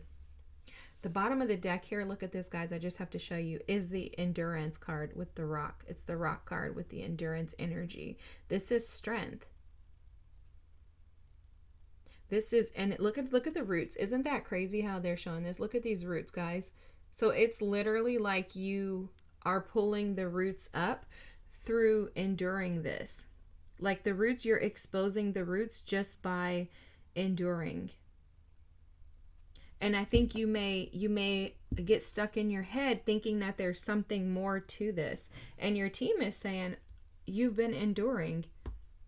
That's how you create the stability of this new foundation, is by enduring, not giving up, not quitting. I mean, sometimes I think we underestimate the tenacity that we have and how, I want to say, alchemist that is. Like that's like the magician. It's temperance. It's the ability to ride the wave of the highs and the lows and embrace each facet of that, event and simply go on. Like, that's endurance, just carrying on, not getting stuck. And so for you, your father wound affects you because you get stuck a lot, but you get stuck in your mind. It's not like you're not doing the work. You're not irresponsible, because I think that's a big deal to you too. You don't want to be seen as irresponsible. And that sounds like it's due to the fact that maybe your father was irresponsible in your eyes. And so there's something about you that's like, no, I have to work. I have to do things. I have to make it happen. I have to keep the family together. I have to do this. I have to do that. I have to stay with this person. I have to stay here. I have to stay at this job. Like, you could be doing a lot of stuff that you don't really like, but you feel like you have to do it because it's your responsibility, since no one else showed up to be responsible for you. But what this is doing is weighing on you. It's weighing on you. That's why they were saying that you probably are challenged with sleepless nights and anxiety, depression, etc. Is because you've taken on a burden that doesn't belong to you. And so your message is very clear. I'm going to flip this card over in a second, but they're saying very clearly that for you, your father wound shifting is going to be about you getting unstuck. You coming out of the mind being the force. You disabling the mind having so much control and power over you, and you instead activating your heart space to allow more of your spiritual connection and channeling to come in. And that doesn't necessarily, channeling doesn't mean that you're like giving the messages. Your spiritual gifts or just your spiritual awareness is what they're speaking to. Not necessarily meaning you have to do something with your gifts, because I don't want you to be inundated with that. I think it's important to take a moment and just sit with yourself and recognize, hey, I do hear these messages. Like, I do hear spirit communicating to me. I do hear angels communicating with me. I heard my ancestors. Okay. Now, what are they communicating, and how can I actually do something with it, rather than receiving the information and allowing it to stay stuck in the portal of my mind without actually pushing past it? Because alchemy is about taking, I always consider it like going in the kitchen and you're poor. So imagine you go in the kitchen and you're poor. You're going to take whatever you can find and you're going to make magic out of it, right? That's alchemy, in my opinion. Is taking nothing, taking lemons and turning it into lemonade, taking trash that was dumped on you, which is what this is, right? This is trash. If your father didn't show up for you in the way that you needed him to, if he knew or didn't know, none of that. It's like, okay, yeah, it's still trash. We still don't want these things. However, you forgive and embrace the fact that your father couldn't be perfect, and it's because he's a human. So even if he did like 20 out of 15 things, if this is even a thing, or I'm just making this up, if he did 15 out of 20 things right, he still would have missed the mark because he's a human. And I think once our perspective is able to shift like that, we're like, oh, so no matter what, I would have ended up with something. And then also, right, something as in you would have had a father wound no matter what. And then the other part of that is that your father wound is giving you this amazing opportunity to activate your heart space. So this is like the portal to get you to what you desire. So it's like, thanks, Dad. This is awesome, right? And it's a matter of perception and how we receive this information, how we see the world through the information that we've received, and then what we do with it afterwards. That's the part that you look like you're getting stuck in. And so your team is saying you're already doing what you need to do by enduring this. And as you endure, don't give up when it gets hard. See, because you might get stuck when it gets really hard, when you feel it. Is typically where that happens. When you're like, dang, that actually like hurt my feelings. Like, oh my God. Like, I actually did miss out on so many opportunities because my father wasn't there. Right? Like, maybe you're one of those who runs back old events. Like, maybe you missed out on daddy-daughter dances, or maybe you missed out on your father walking you down the aisle. Like, things like that. Maybe those are the things that are replaying in your mind. And it's important to allow those thoughts to come up. And when they come up, to feel the feelings embedded in that. One thing that may help you, which this helped me a lot, is looking up the emotion wheel or the feeling wheel. You can type in feeling wheel, like what you're feeling, FEELING wheel, Or you can look up emotion wheel, and it'll show you different types of emotions. So when you feel something come up, when you get a message, a memo, or something coming to mind in regards to a trigger, what you can do is you can pull that up. I took a picture of it and I have it in my photos, and I just go to it and I look at the wheel and figure out what emotion am I feeling right now.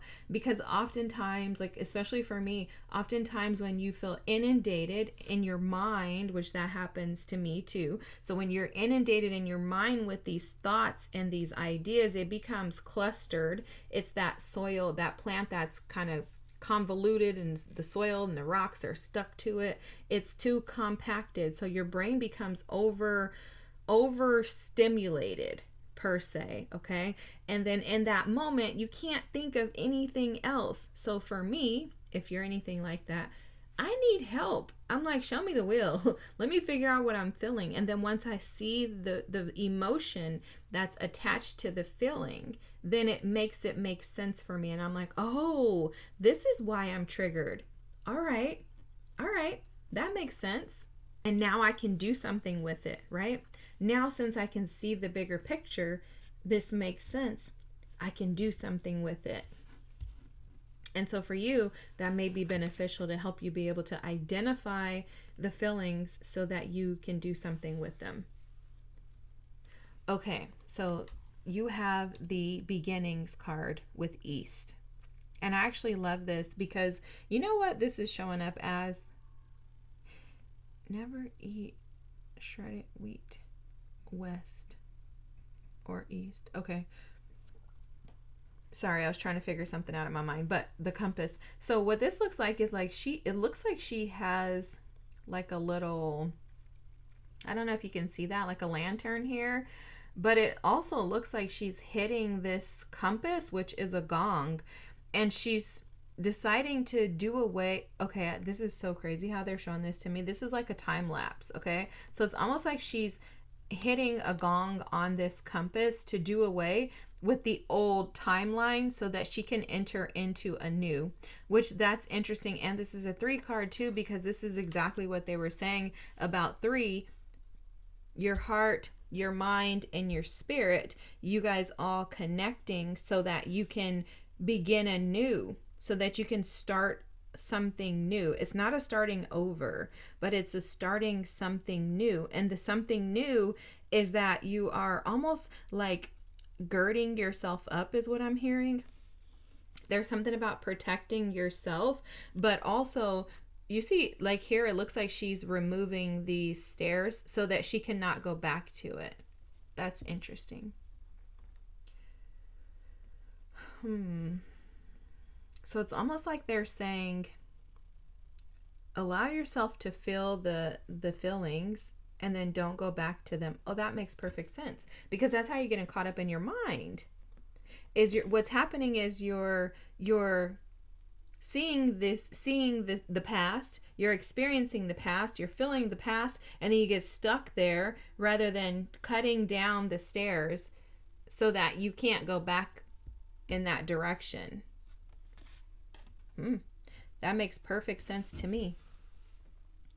It's like you keep going west instead of staying east. You know, west is behind the east. That's what I was trying to pick up on earlier, guys. But yeah, it's like something in your energy picks up, like wants to go back. That's the stuck energy. It's like it stagnates you. The past is stagnating you from actually moving into your destiny. Oh, and it's because you keep looking back instead of closing that chapter. But I will tell you, the one thing that they are saying about that too is that the reason why you can't close that chapter is because you haven't actually looked at it. So I don't know if you noticed, but there's a ton of stairs here. So it's almost like she had to climb a distance to be able to get herself to this stage. And so she had to go backwards. And then once this is dealt with, then she can now move forward. But I think for a lot of you, you haven't gone backwards, because when you think about going backwards, this is what you see. And these monsters appear to be bigger than they are. So it's almost like they are it's like you're afraid of the dark, and this is the dark for you, is looking at your father wound. And so it's intimidating to you. And so they're saying you have to climb. So that's the climb. That's the endurance too. That makes perfect sense. You have to endure and go backwards, which is going to require you to climb stairs. You're going to have to endure, suffer a little bit, with the understanding that this is generating a discipline in your mind that's going to allow less of it. Turning the switch off of your mind is the discipline, so that you can open up and allow more space for your heart to be activated. It's very interesting too that we got this lion energy, because we were talking about Leo energy earlier, right? And the lion is about strength. It's about endurance. The lion also is representative, they're showing this right now, of resilience, but leadership. The ability to be able to stand proud no matter what. And I think that that's what you may have been missing. I think a part of your father wound is the fact that maybe you didn't feel proud. Maybe you didn't feel like you had a home. Right? Like, okay, guys, this makes perfect sense. And if this is your pile, it's going to make perfect sense to you too. But if you didn't have a father in your home, or if your father was detached, you are going to feel detached and disconnected yourself. I think in EP1 of the Father Wound series, they were showing me how the teeter-totter effect. So basically what happens is when you have a father wound, everything that your father was supposed to do kind of gets dumped on you, and then now you're carrying it. So for you, you're carrying the weight of not feeling like you have a home. And when I say have a home, it's not necessarily a physical home. It's more so a place to belong. Okay? And if your father was not present, you didn't know him, you could experience even more severe wounding and trauma by not knowing where you came from.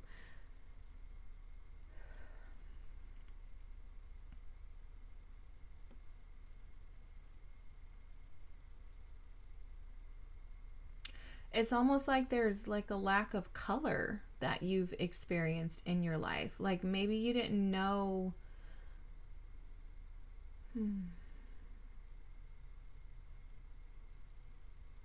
Like maybe you didn't feel like you had an identity. Maybe you still don't feel like you have an identity.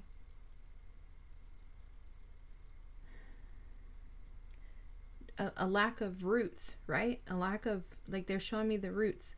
There's no foundation, no stability. It's almost like you were robbed of that. Wow.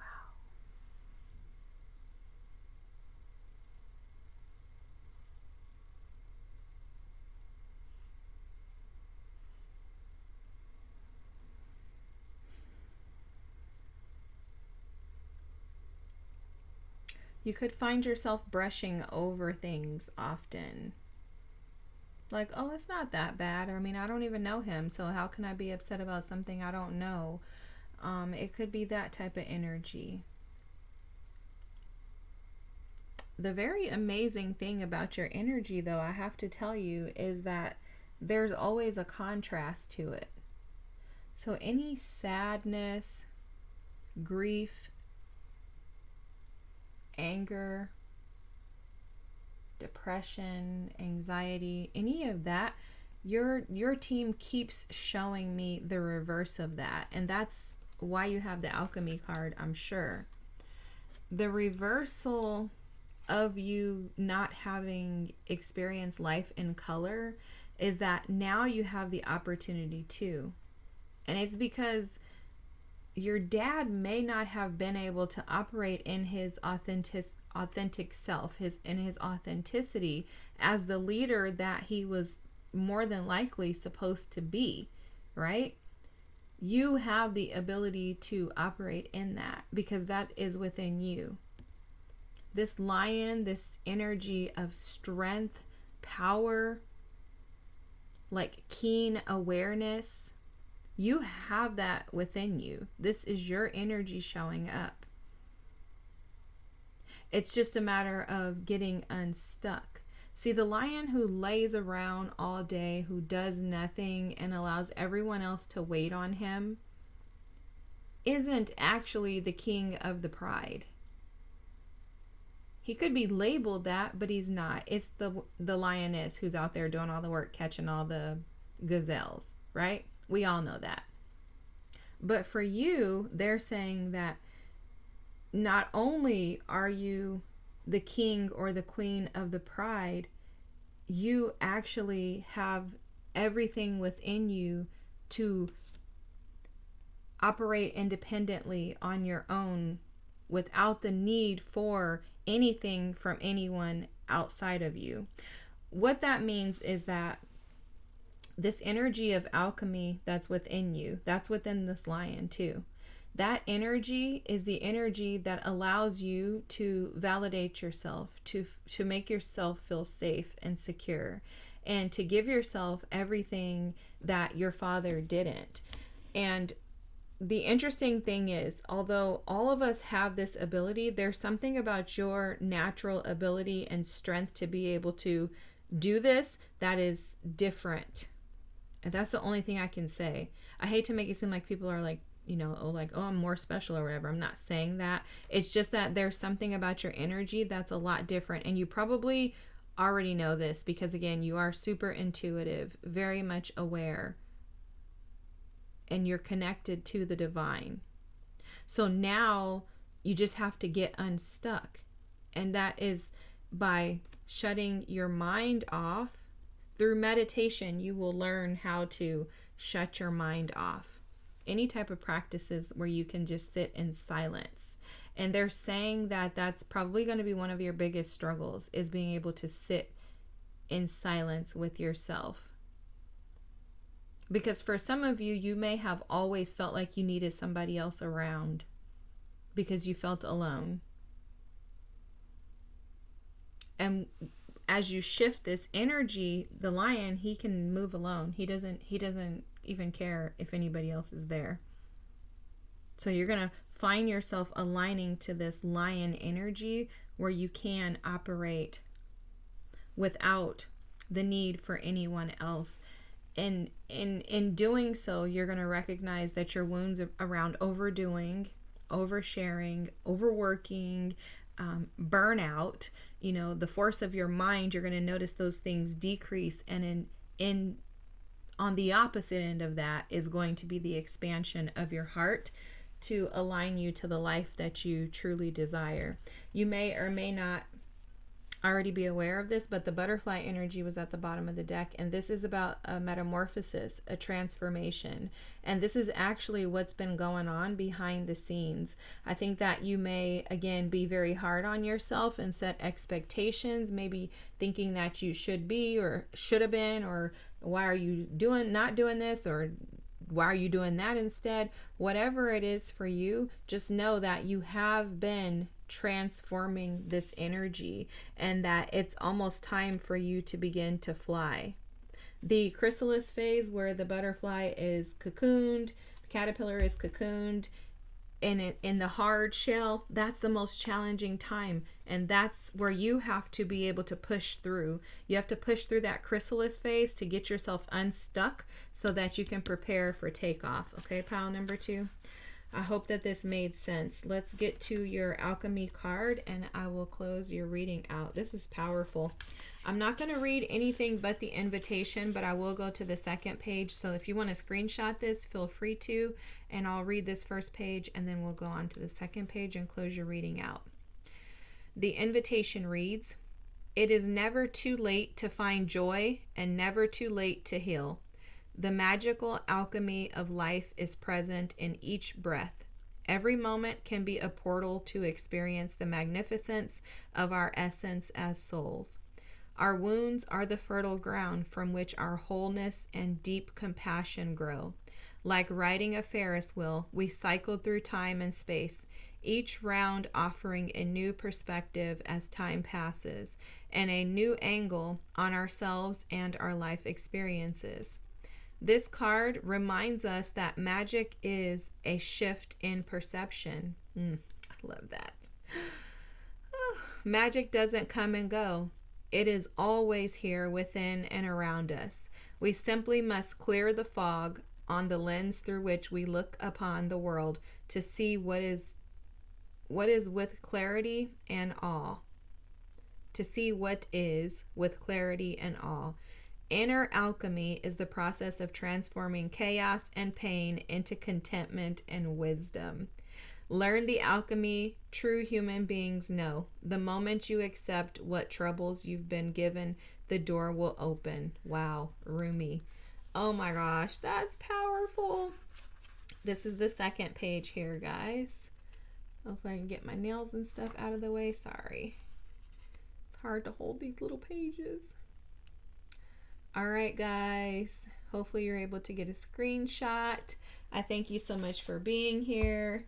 Thank you for allowing yourself to open up to this magical energy, because that would label your reading magical for sure. Okay, this is beautiful.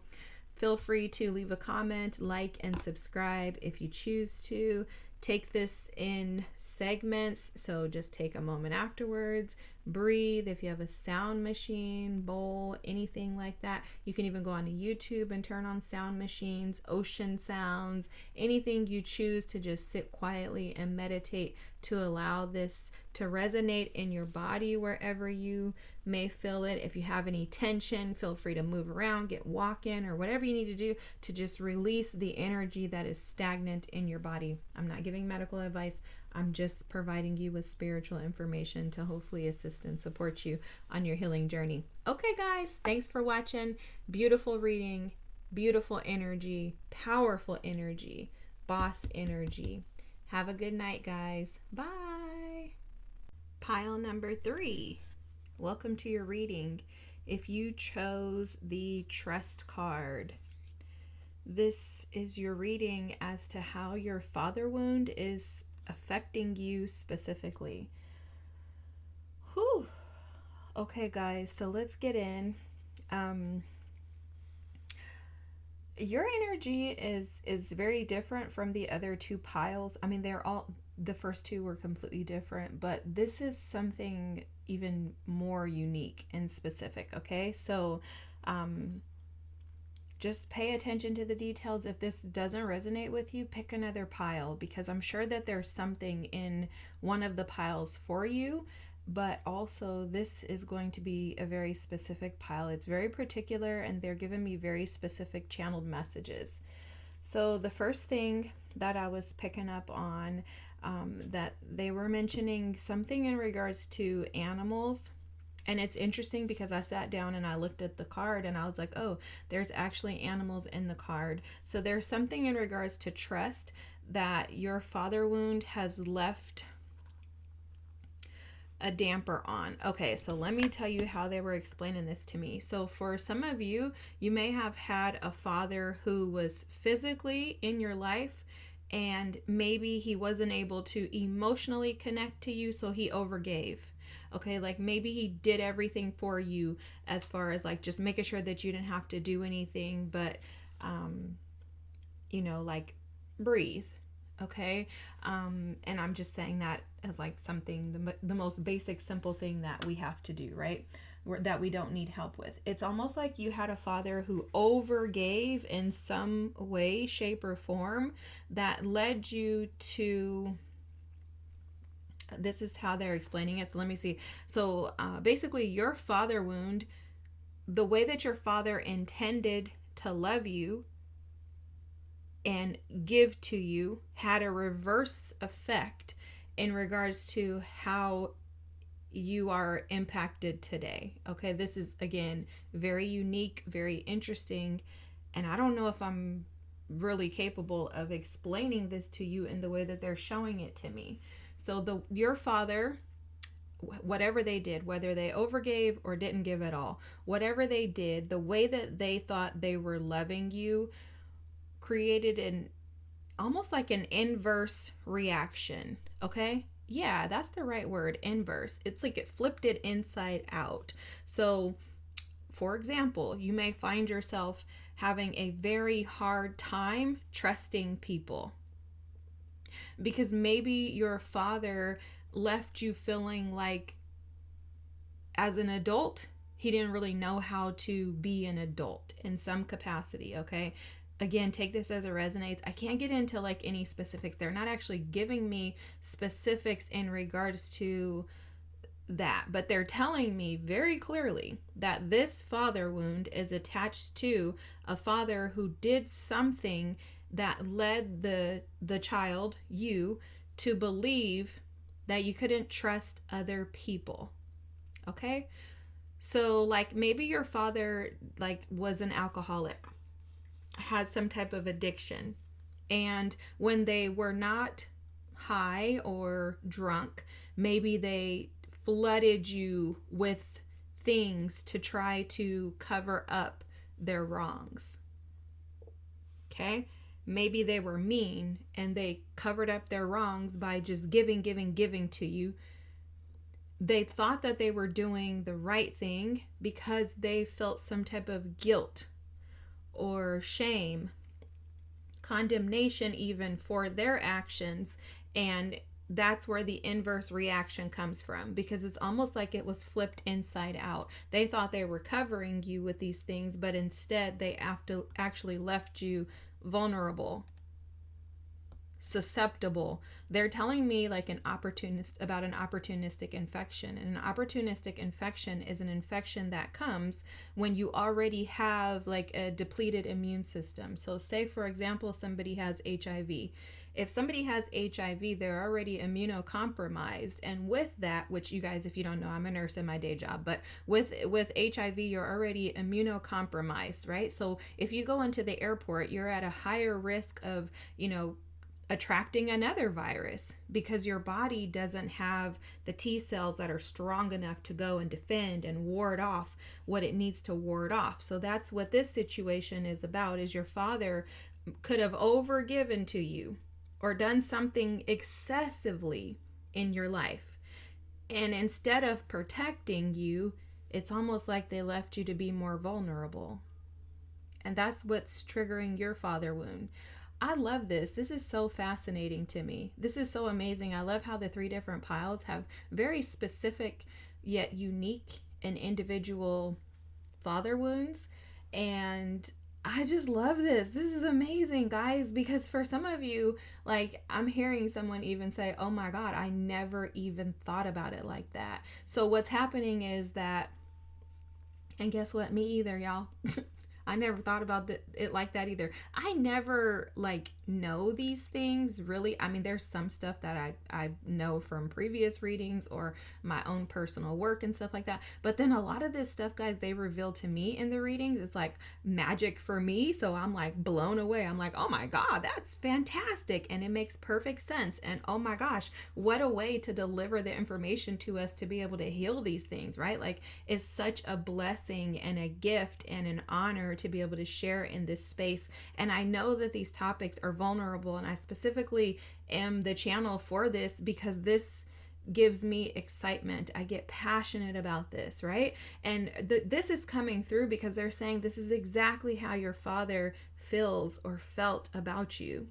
You would fill them with excitement and overwhelm, and they were extremely grateful for you, yet they didn't give it and express it in the way that it needed to come about.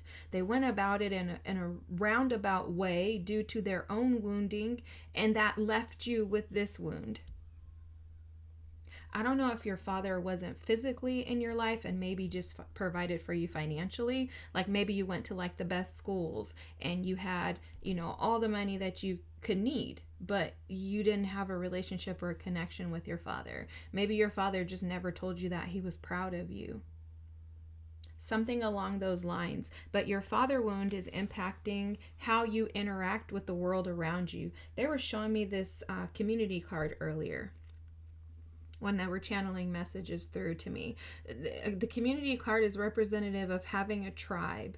And so your father wound seems like it's left you to feel like you aren't connected to a group. Like maybe you have a hard time with connecting with others, because they were also showing me that someone may be a vet or feel really, really, really connected to animals, but not people.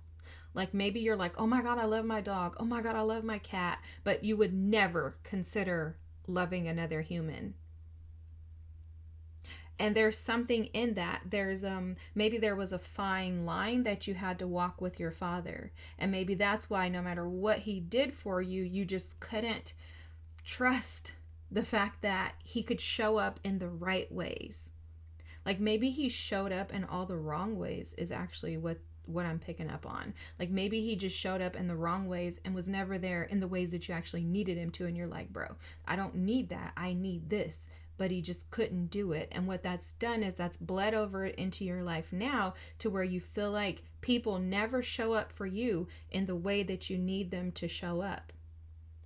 And this is because of a couple of things. But the first thing that they're showing me is you aren't really willing to take the risk with people. And it's because there's this idea that if my father, the one who's supposed to protect me, didn't, then how the heck are you? Like, how are you going to show up in a space that the man who created me couldn't? And so I'm seeing you deeply connected to things that don't, how do I say that? That don't push back, speak back. They don't have there's limits to how much a dog and a cat can communicate with you. And you can feel deeply connected to them. There's absolutely nothing wrong with having, furry friends.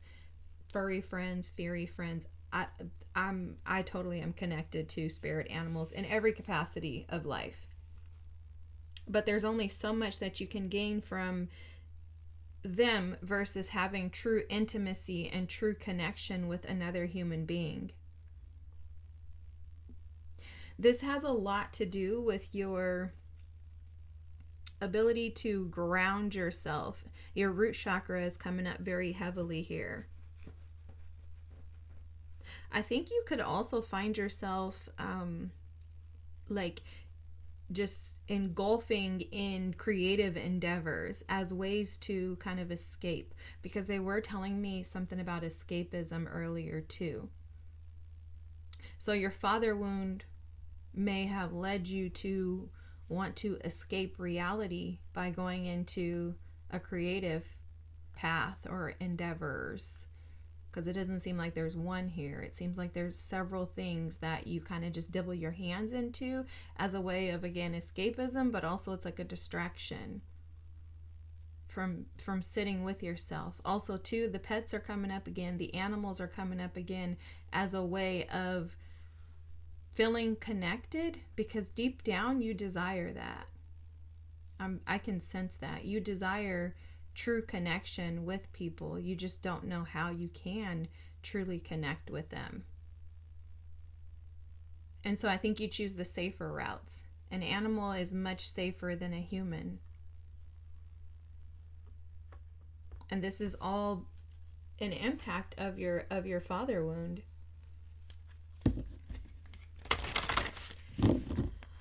Okay, pile number 3, let's keep going. This is, guys, I explained this in the first 2 groups. I'll tell you too. This energy can be very heavy, okay? Even if you're like, I'm listening, but it's the energy of it, okay? It doesn't have to be anything like too crazy. You probably are already feeling this in your body. If you recognize and pay attention to your body, it's speaking to you all the time. You probably notice that you have some tension in your body in some parts. Shoulders, hips, lower back, maybe even some feet pain. but something is causing, and I'm not giving any medical advice, this is just spiritually what I'm seeing, but you could have also had something with your kidneys. They're showing me kidney stones. So you may have some pain in your, like the middle of your back too. You may have experienced that in the past, and it's almost like they're showing your energy as being calcified. Like it's like you're within you, things have become like hardened, not like, this is not negative, okay? Hardened to the, like, to the point to where they are like, we need an exit plan, we need a way out of here.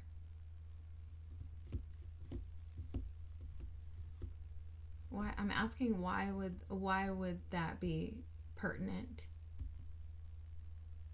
Oh, because they're saying that the father wound, healing the father wound, is going to flush out any um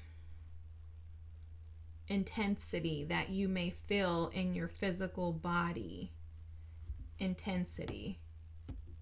Okay.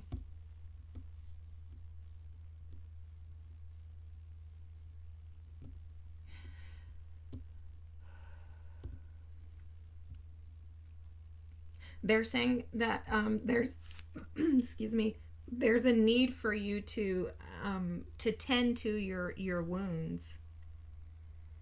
They're saying avoiding and escaping is, it can only happen for so long before you're faced with the same opportunity. So you may have ventured into this before, but maybe felt like you weren't prepared. Other than me telling the other groups that this energy can be heavy, I also suggested that you take these readings in sections. So this is a father wound series. This is the third of the series, which is the pick a card. We had 2 other EPs that were posted. And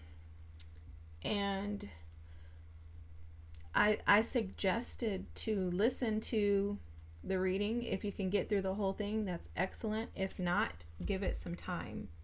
Don't just try to digest and take all of this in, which is 333 on the clock right now, guys. But don't just try to digest and dig in. This 333 for you is speaking very highly about collaboration. Usually they don't tell me what something means. When I see numbers 444, 333, 222, 111, they typically don't tell me. I don't like to say it either, because I like to leave it up to you individually, be able to assess what it means for you in that moment. You can even Google it, but they just told me this is the collaboration, and they're showing and saying that to say that you're not in this alone. The signs and synchronicities, they're saying, have been around you. You've been noticing them, but nothing actually happens if you don't take action. Your guides are very honest.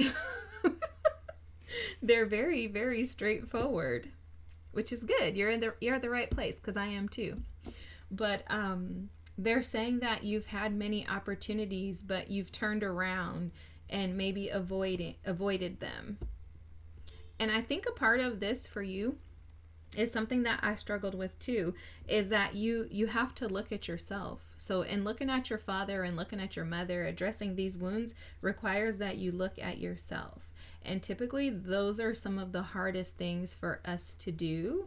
Look at ourselves, reflect on ourselves, and then also see ourselves within others. And so it's not because like you want to just avoid being honest with yourself. I don't think that's the problem for you. I think the challenge for you is that you don't want to beat yourself up more than you already beat up.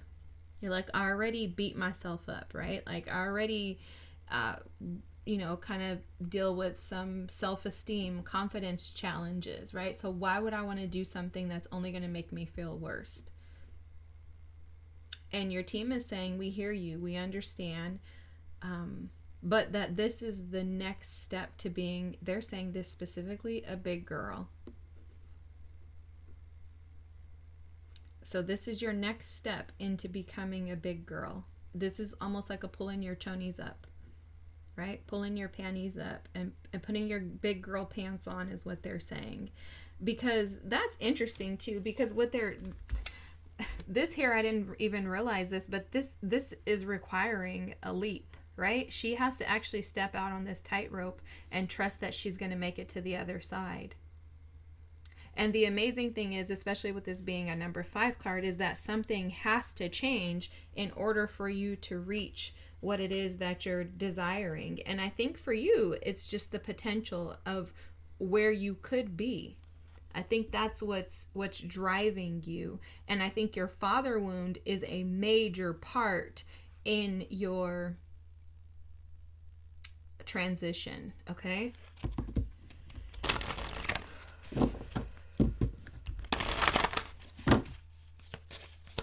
Let's keep going, pile number 3. Oh, yeah. Yeah, guys, I was picking up on this during the channeling. Saboteur. Well, we all know what a saboteur is, right? This would be like a 7 of Swords energy in the tarot deck. For you, your father wound is affecting your ability to conquer your inner demons.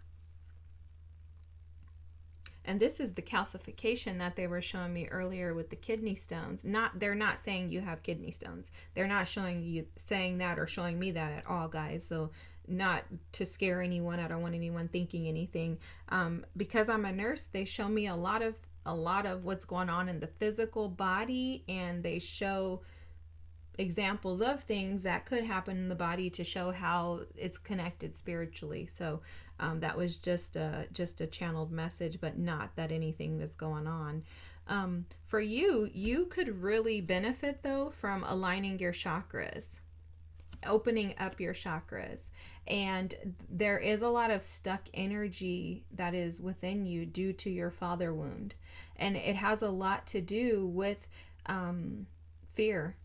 So when we self-sabotage, when we show up with the saboteur energy, it has a lot to do with the fact that we're just terrified to trust, terrified of the what ifs, right? Terrified that we're going to fail, terrified that we're going to succeed, terrified that we are going to quit, that we are going to miss out, right? It's that FOMO, that fear of missing out.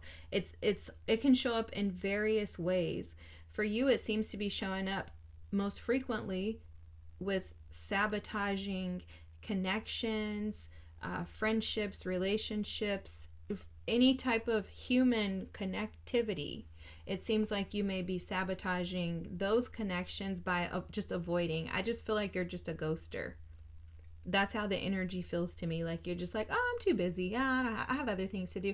Oh no, I'm creating. I have to paint. You know, like I need to do something other than try to connect to you, because if I connect to you, then I might start to like you, and then I have to trust you, and I can't trust you because I couldn't trust my father. So what makes you think I can trust you, right? It's that type of energy coming through. And so your guides are saying that you can rise above this.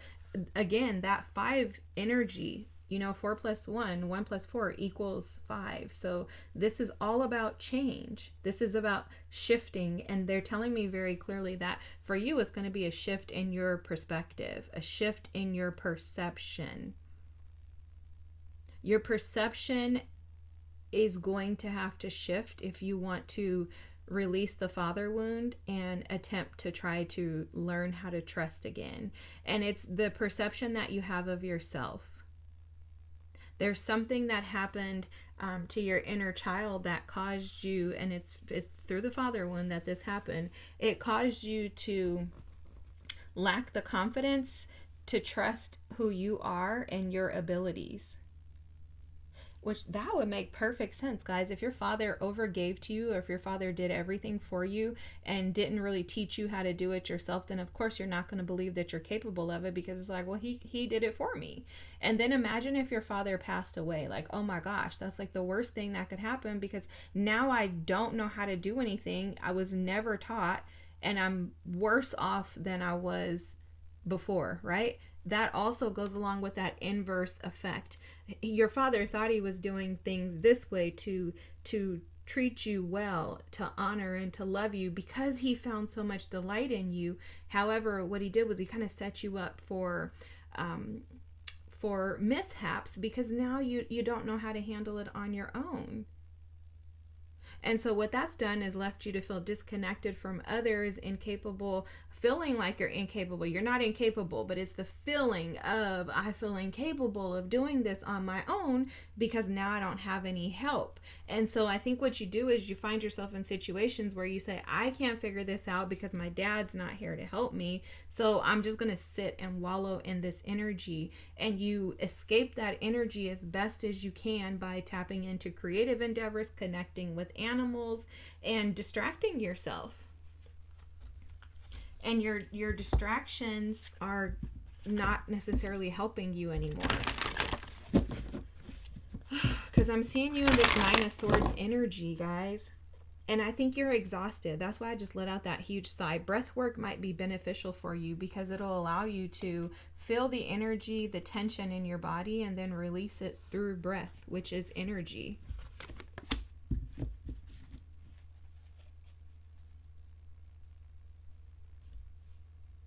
And so I think that, wow, look at this companion at the bottom of the deck, guys. And the I don't know if you noticed this, but the companion shadow attributes: betrayal by misusing confidences and loss of personal identity. And then the child orphan: feelings of abandonment that stifle maturation and seeking inappropriate surrogate families. I don't think you're seeking inappropriate surrogate families. I think you would deny them access. I think you absolutely feel abandoned. And I think it does stifle your ability to mature, because the part of maturity, and I had to learn this, and I had to learn this the hard way. You sound like you are learning it the hard way too. So welcome, friend. Welcome. Because guess what? Your girl over here, everything I have to learn the hard way because I like to sit in my stubborn energy often. But anyhow, that's another story for another day. I'm just telling you that I can relate to you. We're friends, okay?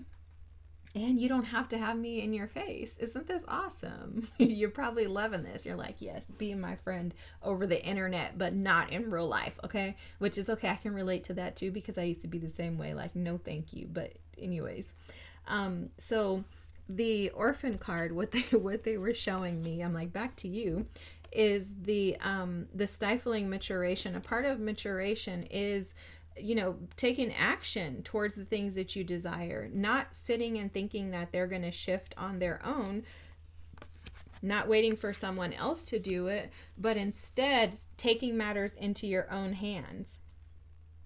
And I think that that's something that our parents probably don't recognize that they're supposed to teach us most of the time. And that's how we end up with some of these wounds, is that, our parents do everything for us because they love us. They're delighted in us, right? They're so excited to have us, but they don't recognize that they're not allowing us to figure it out, right? They're telling me with this mediator card that that's kind of what happened with you, is that like you always had a go-between. So you didn't ever have to like figure things out on your own. You always had someone to go in between, and that was your father. So when your bridge, the go-between, the mediator gets removed, then what happens to you is now you're trapped to have to figure everything out on your own.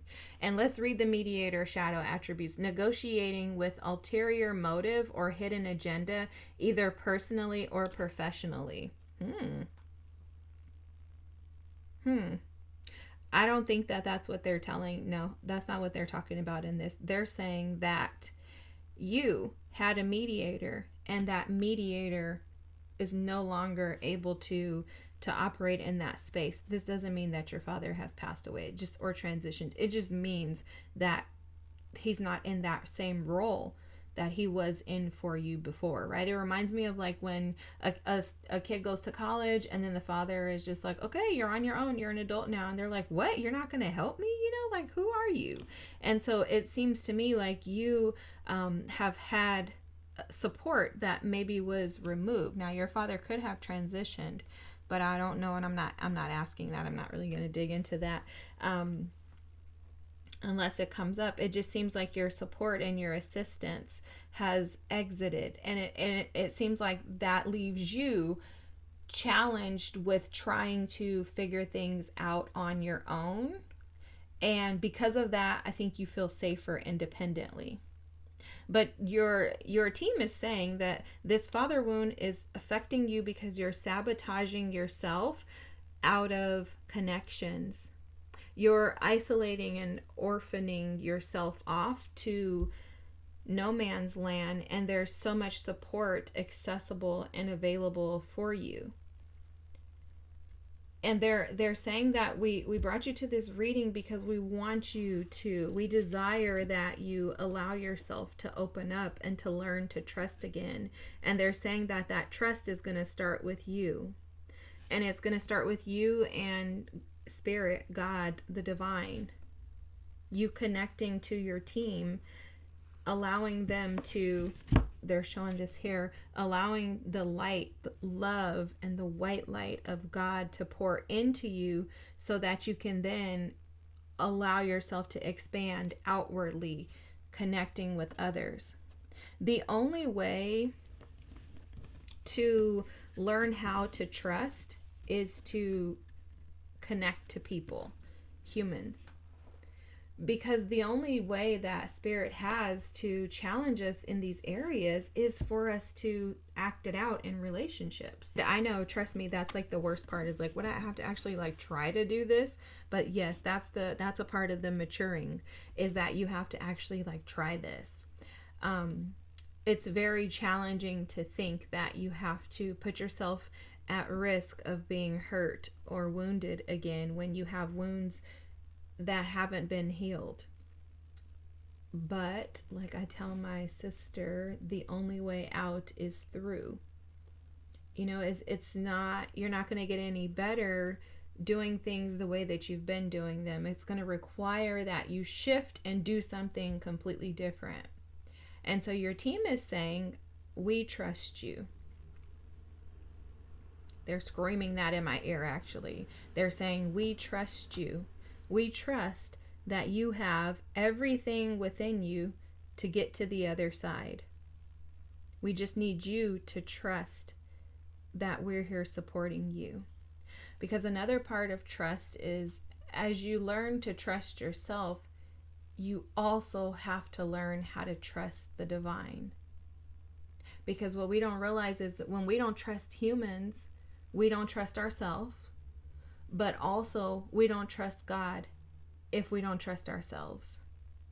And so as you align with trusting, rebuilding trust with yourself, you're going to recognize how truly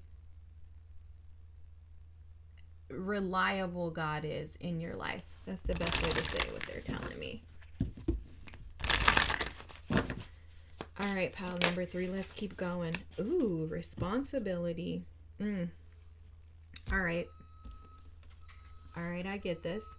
What they're saying here is that this father wound has left you with a responsibility that's not yours. This father wound has left you the responsibility of trust. Okay, thank you, Spirit, I'm listening. The responsibility of trust. Okay. Got it. So you're part responsible for every connection that you have, including the one with yourself. They're saying that your only responsibility in your connection to Spirit, the divine, God, whatever you want to call them, is for you to trust. The weight of the world is not your responsibility. The weight of figuring everything out, knowing all the answers, being able to do things a certain way, that's not for you to own. So I think they're telling you very clearly that you've taken on a responsibility because of this father wound that isn't actually yours. And I also think that in relationships, you feel responsible, like 100% responsible. So they're saying that we're just using this storyline. It could be whatever it is for you guys. Okay, take what resonates with you, or make the story whatever is your story. I'm just giving this example that they're given. If your father overgave, then you saw him as being responsible for everything, and then you didn't take on any of the responsibility. But then when your father removed himself from being responsible, whether it be through passing, or maybe you grew up, whatever that was, now you've taken on the responsibility as if it's yours, or you have given that responsibility to others because you don't want to carry the weight of that and fail, is what I'm hearing. So for some of you, you could have a fear of failure. And that's where your lack of trust comes in. Is that you're afraid to fail. So you just don't attempt to trust. That's deep, y'all. Woo! Take a break, drink some water. Pause the video. Come back when you're ready. Doesn't even have to be today.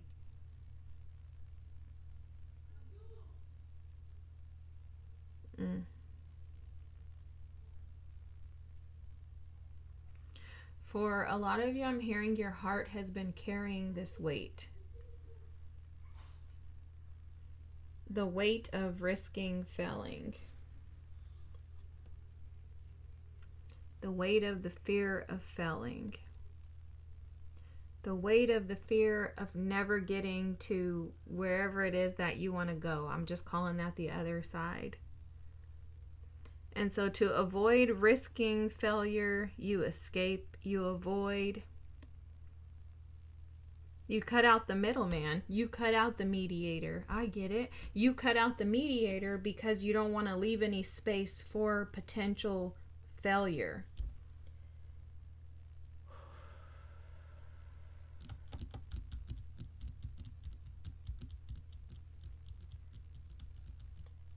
Because you feel solely responsible.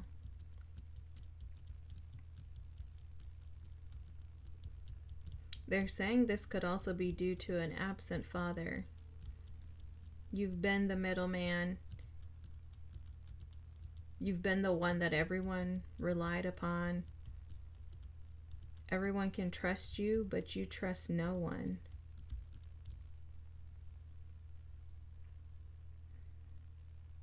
So you never have true connections because you never trust, because it's risky. Now they're showing me, like, you know how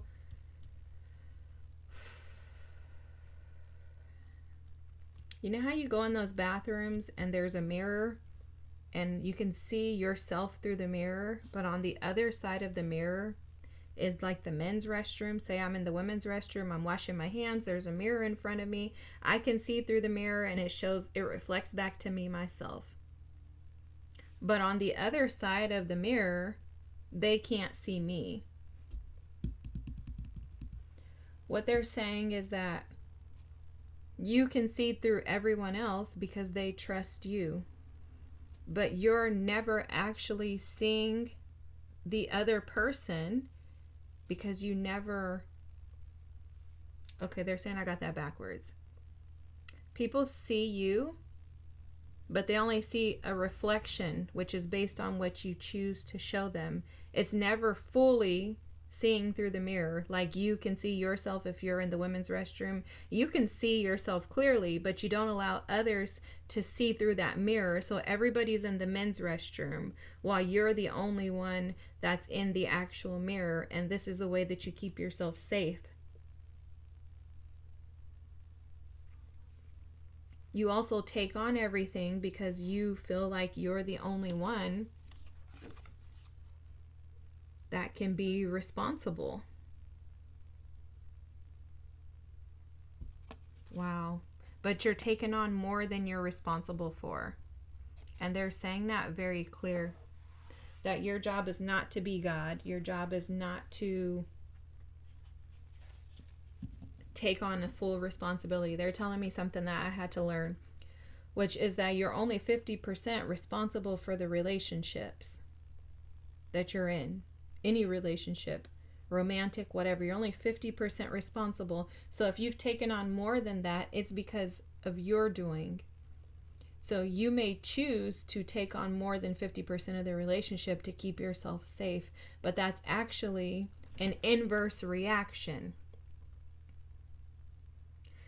It's an opportunistic infection when you do that, because you're exposing yourself to be susceptible to more viruses. And that's because you're leaving yourself in a very vulnerable state. And that's affecting you. You're taking on all the responsibilities is minimizing your T cells. So the fighters that are within you that would fight away and ward off the infections coming your way, they're not present because you're taking on more than you're supposed to. There's an imbalance here for sure. There's an imbalance for sure, guys.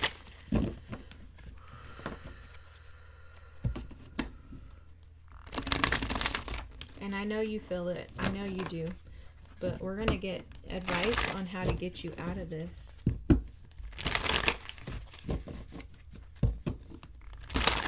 Let's get some advice. I want to go here first. They're showing me the phoenix rising from the ashes. There's something about you allowing this energy to be seen so that it can burn away, metaphorically, like the phoenix. Let's get some advice. Sound. And then look, I think I mentioned earlier that you may benefit from chakra aligning, balancing out your chakras. Chakra healing, Reiki, may be extremely beneficial for you. Also, they brought up earlier breath work with the sound card here. I think sound, music in particular, frequencies can be very beneficial for you in healing. There's actually frequency music that you can listen to when you go to bed at night. And the frequency music can be played throughout the night, and it'll actually help to heal and relieve some of that within your body while you're sleeping. So I think that could be extremely beneficial to you. Let me just channel in what they're giving me with the sound card here.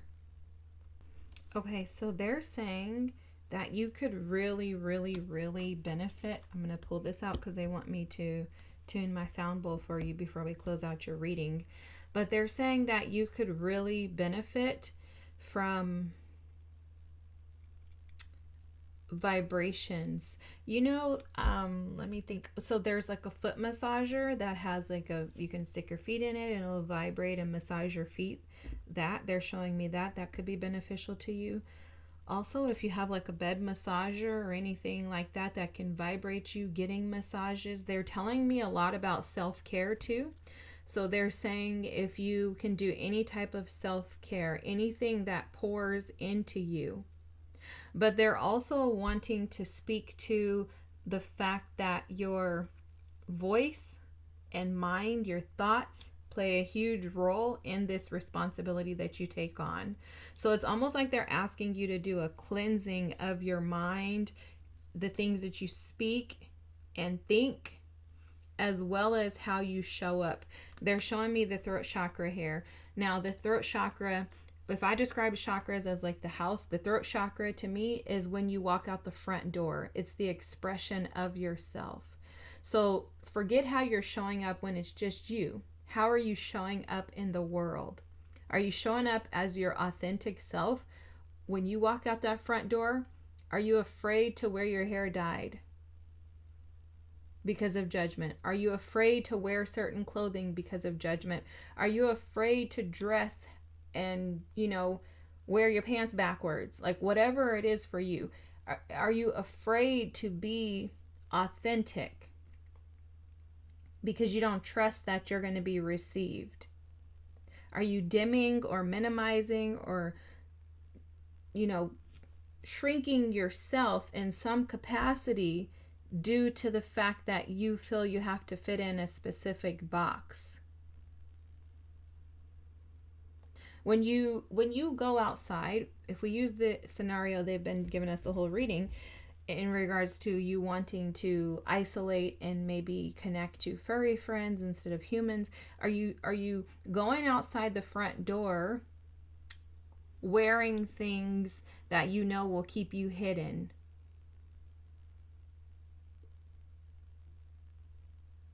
There's something in this about your perception shifting through music, through vibration, through sound. And it's the stillness in that that's where you'll find the shifts, the stillness in the sounds. Because the stillness in the sounds they're saying are going to eliminate the overthinking, overanalyzing, the negative self-talk. The thoughts that keep you trapped in, I'm incapable, I can't. Okay, so those I can't thoughts will diminish, they'll minimize, they'll shrink the more you pour into yourself. Wow. Okay, let's read the trust card, and then I'm going to end the reading. They're speaking to me about finding things that your inner child enjoyed to do to try to revive some of this joy and excitement that you experienced in life as a younger child. Take yourself back to those times and try to reactivate that by tapping into those inner child joys. You know, the things that fulfilled you as a child, try to tap into those, because that could be extremely supportive to you as well. So heads up, I'm not going to read this entire section. I'm only going to read the invitation, and then I'll go to the second page so that you can screenshot it, okay? And then I'll tune the sound bowl and we'll finish the reading out. So trust. The invitation. The tarot begins with the Fool stepping into the unknown, seemingly off a cliff. It is the ultimate beginning and end of the journey, full of innocent trust, realizing that nothing is within our control, blissfully surrendering the constant worries and fears of the mind. The Fool archetype stands for the faith that everything is always working in our best interest. The woman in this card is stepping into the complete unknown, yet she is not alone. There are wings at her back and guides cheering her on. She knows there is no going back. This card is an invitation to step into surrender with a deep trust that you are supported and the universe will not let you fall. Wow, that's powerful, guys. Alrighty, so if you want to snap a photo, pause and screenshot this, and I'll take you to the next page. Okay, and then there goes the journey. You can even read this play, because this is going to be beneficial to you to reconnect to your childlike wonder, okay? Let me go to the second page, and there goes the journey, if you want a screenshot. Sorry, I know my hands are shaky. Too much coffee. Okay, guys. If you want to turn your headphones down if you're listening by headphones, or if you want to just make sure your phone or TV volume is down. I don't want this to be too loud for you, but just try to cleanse your thoughts with the sound, okay? Take deep breaths, slow deep breaths in and out. I think they mentioned earlier breath work. I think breath work would be beneficial to you too, because it helps you to recognize what you have control over, and that's your breath. We don't really have control over anything else. Okay, so think about it. Your breath is what you say, You can also calm your thoughts with your breath. So, breath work may be beneficial as well as some chakra alignment, Reiki, things like that. Okay. All right, guys. Here goes. Here goes nothing.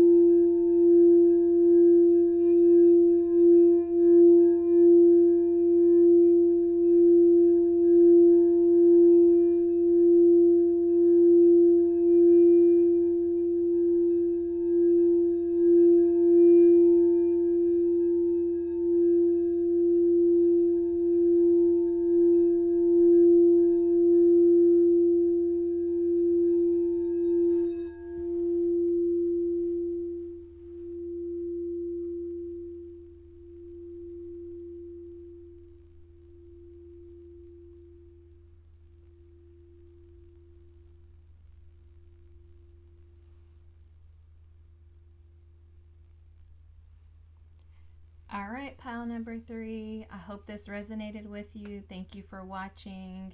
I'm so thankful for each and every one of you. If you feel like it, please do drop a comment. Don't forget to like and subscribe, and I'll see you next time. Thanks so much. Bye.